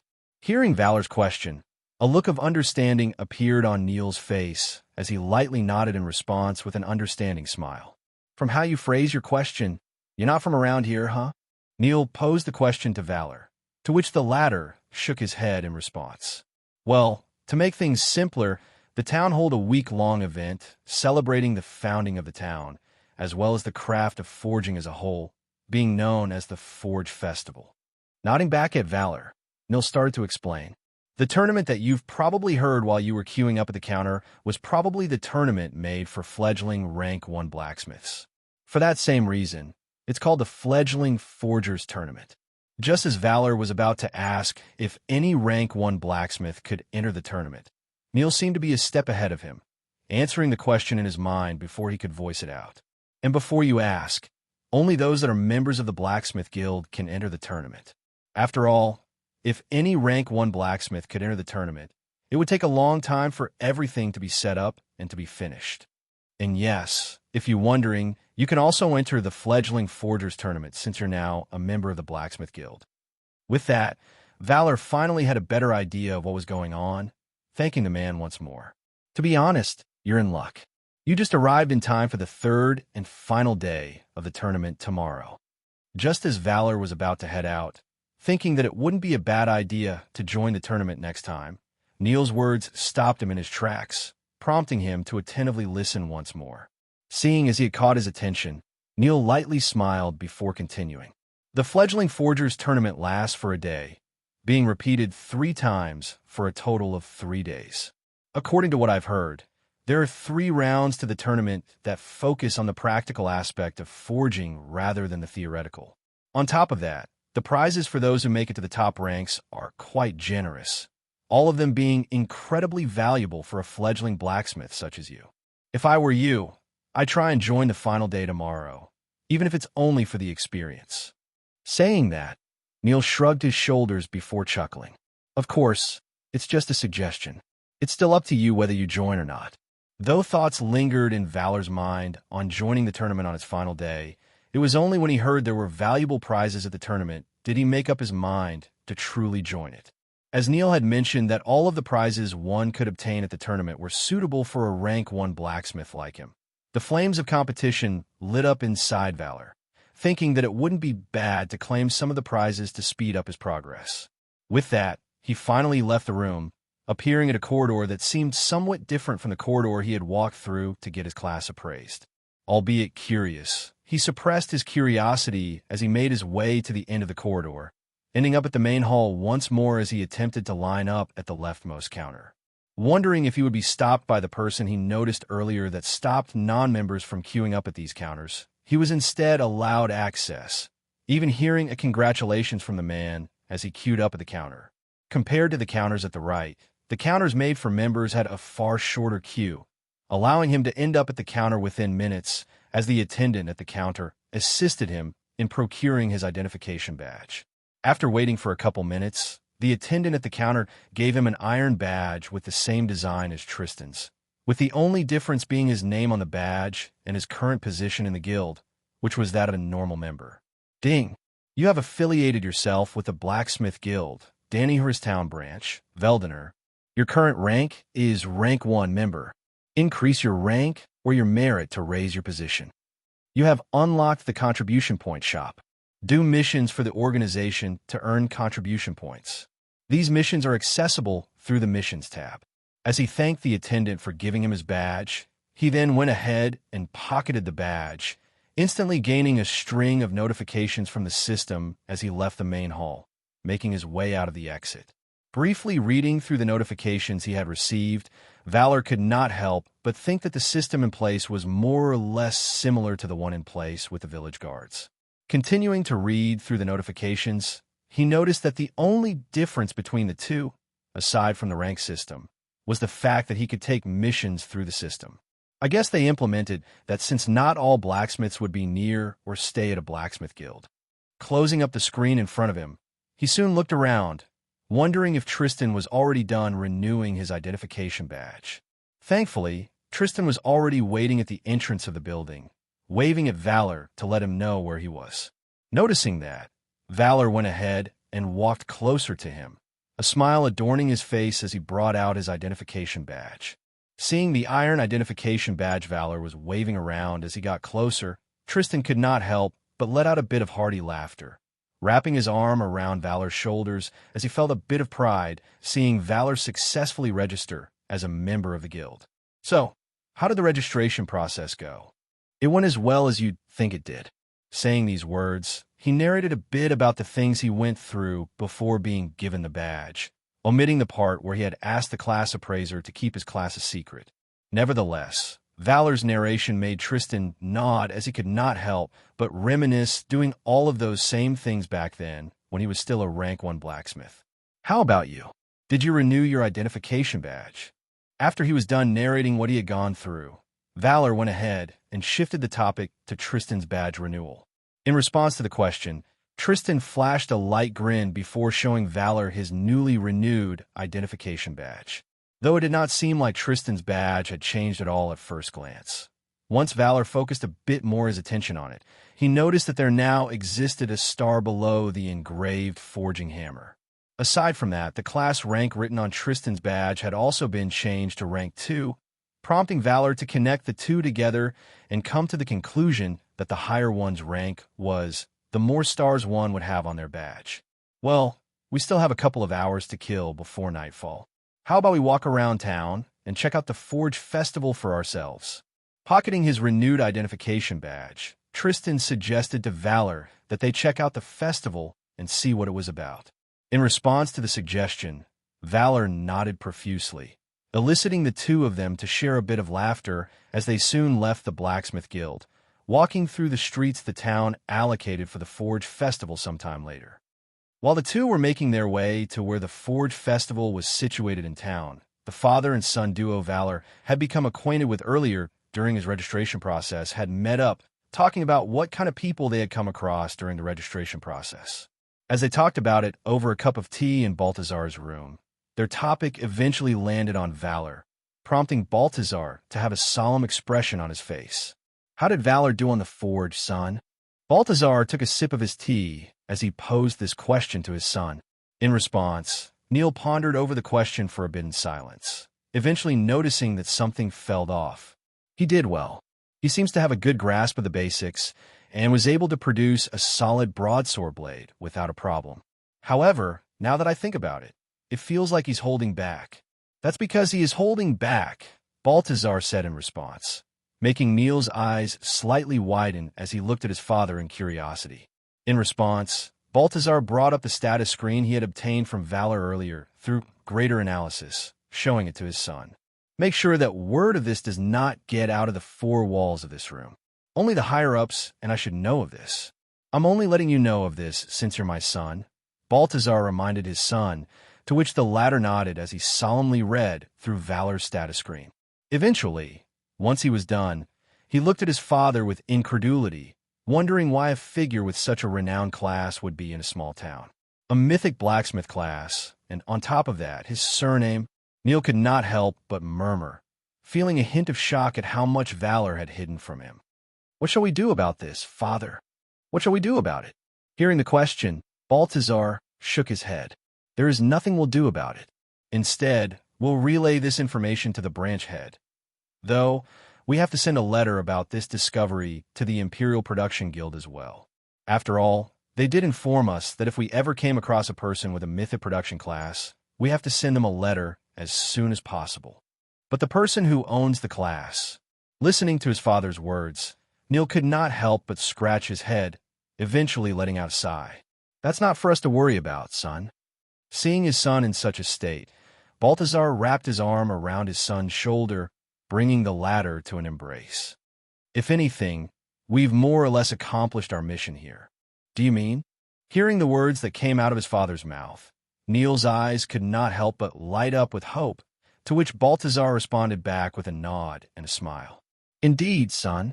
It's time for us to return back home," said Balthazar as he gazed out the large window in the room, letting out a light sigh before turning around to look at his son once more. Back to where we belong, the Algerie Kingdom. After walking through the streets of Danihurs for a while, Tristan and Valyr both found themselves at the center of the Forge Festival, their sights being greeted by events and the like that mostly catered to blacksmiths. On one end was a stall that seemed to be selling anvils and forging hammers at a discounted price. On the other was a live showcase of how a blacksmith forged their equipment. Eventually, the two of them noticed the large event at the middle of it all, making their way to it to witness multiple blacksmiths at rank 1 toiling away to forge equipment of varying sizes and shapes. Seeing as Valyr was engrossed at watching the blacksmith's work, Tristan could not help but nudge on Valor's shoulder to snap the latter back to reality before flashing a light smile. Interested? I've been to the town a couple times already, so I more or less know what's happening at the moment.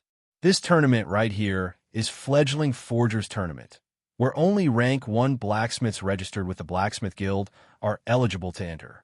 The prizes you could get from this tournament would make a lot of rank 1 blacksmith drool with jealousy. In fact, the consolation prizes from this tournament also aren't that half bad. Oblivious to the fact Valyr had already asked his proctor about the tournament, Tristan went ahead and explained what's going on. I've joined the tournament a couple of times while I was rank 1, and I can say for a fact that joining it is already more than worth it for the experience, he added soon after. Of course, winning a prize would make it even more worth. Unfortunately, we have to head back to the village by nightfall, since you still have to clear out the dungeon the village chief tasked you with clearing. Saying this, Tristan let out a sigh as he shrugged his shoulders in nonchalance. Naturally, Valyr picked up the mocking tone Tristan used while talking, to which he inwardly sighed as he shrugged his shoulders soon after. Well, we don't really have to head back to the village as soon as possible. After all, the task given to me by Alfera has no time limit. We could spend a couple more days here if you'd like. Knowing very well that it seemed like he was buying into Tristan's words, Valyr still opened his mouth. Since you're saying joining the tournament for the experience is more than worth for a rank 1 blacksmith like me, then I should at least witness it for myself, no? Hearing his words, Tristan could not help but let out a cackle as he wrapped his arm around Valor's shoulder once more. Have my words persuaded you to join the tournament? Great. As expected of myself, truly having a way with words. I was already planning to join the tournament after asking my proctor, but sure, I'll let him immerse himself in his delusions. With this thought in mind, Valyr shrugged his shoulders as he let out a light sigh. After that, the two of them explored the Forge Festival more, taking in more of the sights that the town offered them.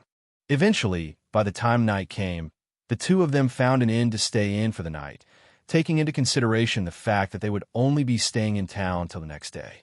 Once they woke up from their slumber, the two of them went through their respective morning routines before heading down to the inn's cafeteria to dig into their complimentary breakfast. After checking out from the inn, the two of them then made their way to the center of the Forge Festival, being greeted by a different view of the festival compared to the one they've seen yesterday. Unlike the hustle and bustle, the Forge Festival radiated all throughout while the two of them wandered around the place. Most of the people at the area for the Forge Festival seemed to still be in the process of gathering enough energy to last through the day, raising their spirits up. Aside from that, a great portion of the stalls the two had come across yesterday were also in the process of being set up, prompting them to move away from the stalls for now and check if it was possible for Valyr to list himself as a participant in the final day of the Fledgling Forgers Tournament. Fortunately, even though it was somewhat early in the day, the portion of the Forge Festival dedicated to the Fledgling Forgers Tournament was already brimming with vigor, with a great portion of people congregating around it to witness fledgling blacksmiths show their level of skill and craft in front of others. Looking around, Valyr eventually noticed that there was a line of people registering to become a participant of the tournament. With that in mind, he informed Tristan that he was going to sign up for the tournament, to which the latter nodded in response as he told Valyr that he was going to find seats for them as they waited for the tournament to start. Nodding back, Valyr soon made his way to the line of applicants, leisurely waiting for his turn to arrive as he passively listened to the conversations that happened around him once more. Though most of them seemed to be conversations regarding people catching up on their friends' lives, some of them had piqued his interest, prompting him to tune out the former as he focused on the ladder. As for what kind of conversation had piqued his interest, it was conversations that talked about the participants for this day of the tournament that had a high chance of winning the top spots. Although he would have liked to listen in more to those kinds of conversations, his turn had finally arrived, coming face to face with a man that had the emblem of the blacksmith guild emblazoned on his right chest. Identification badge? The man looked at Valyr, holding up a thin tablet that looked similar to what was used in his registration process. In response to the question, Valyr brought out the iron identification badge he had gotten from the guild yesterday and gave it to the man. After validating that the identification badge was genuine, the man gave the badge back to Valyr with a nod, infusing a bit of mana into the tablet he held as he asked Valyr for his name. "Your name?" "Valyr." Hearing that, the man nodded once more, infusing a bit more mana into the tablet before placing it to the side. "Pot in Dan 0 C0 M, all right. You're assigned to Forge number 42. We're still in the middle of preparing for the tournament, so you can come back later if you want," the man said to Valyr, to which the latter nodded. "In any case, even if you're at another part of the town, we'll announce the start of the tournament beforehand, so you don't have to worry." Committing the information to memory, Valyr went ahead and thanked the man before making his way to where Tristan was. Once he was there, Tristan took the initiative to start the conversation. "Want to know what I found out while I was waiting for you to sign up? Is it possible the same thing I've been listening to while waiting in line?" Valyr asked in response, the two of them raising their eyebrows in curiosity. Thinking that they would get nowhere if they waited for the other to start talking, the two decided to say what they had in mind at the same time. Surprisingly, once they did, the two of them quickly realized they had the same thing in mind, which was about the ones who had a high chance of winning the tournament for the today. Since it'll be a while before the tournament begins, want to walk around town and talk about it? After laughing at each other for a bit about the fact they had the same thing in mind, Valyr gave Tristan a suggestion. Nodding in agreement, the two of them started walking around the area allotted for the Forge Festival, then beyond that not long after. "So, what did you find out while waiting?" "According to what I've heard, as well as some people I've talked to while waiting for you, there are 3 contenders for the top spot for today's tournament." Seeing as Valyr had initiated the conversation, Tristan went ahead and continued it. "The first one is the son of the Blacksmith Guild's branch head, Nathan Forgers. The reason why people are confident that he'd take the top spot is because of his blacksmith class, an epic class called Forger of the Red Blaze. Aside from that, he's shown multiple times that he could be given any blueprint and craft something that's 1 grade above the specified grade on the blueprint." As he said this, he shrugged his shoulders. "As to whether this has been rigged or not, I have no clue. How about you? What did you find out?" "Well, I've also heard mentions of Nathan while queuing up to be registered. Though, the second person they mentioned was quite unique. Unlike Nathan, he doesn't have a name at all. All people know is that he goes by the name Shadow," replied Valyr. "Ah, that guy.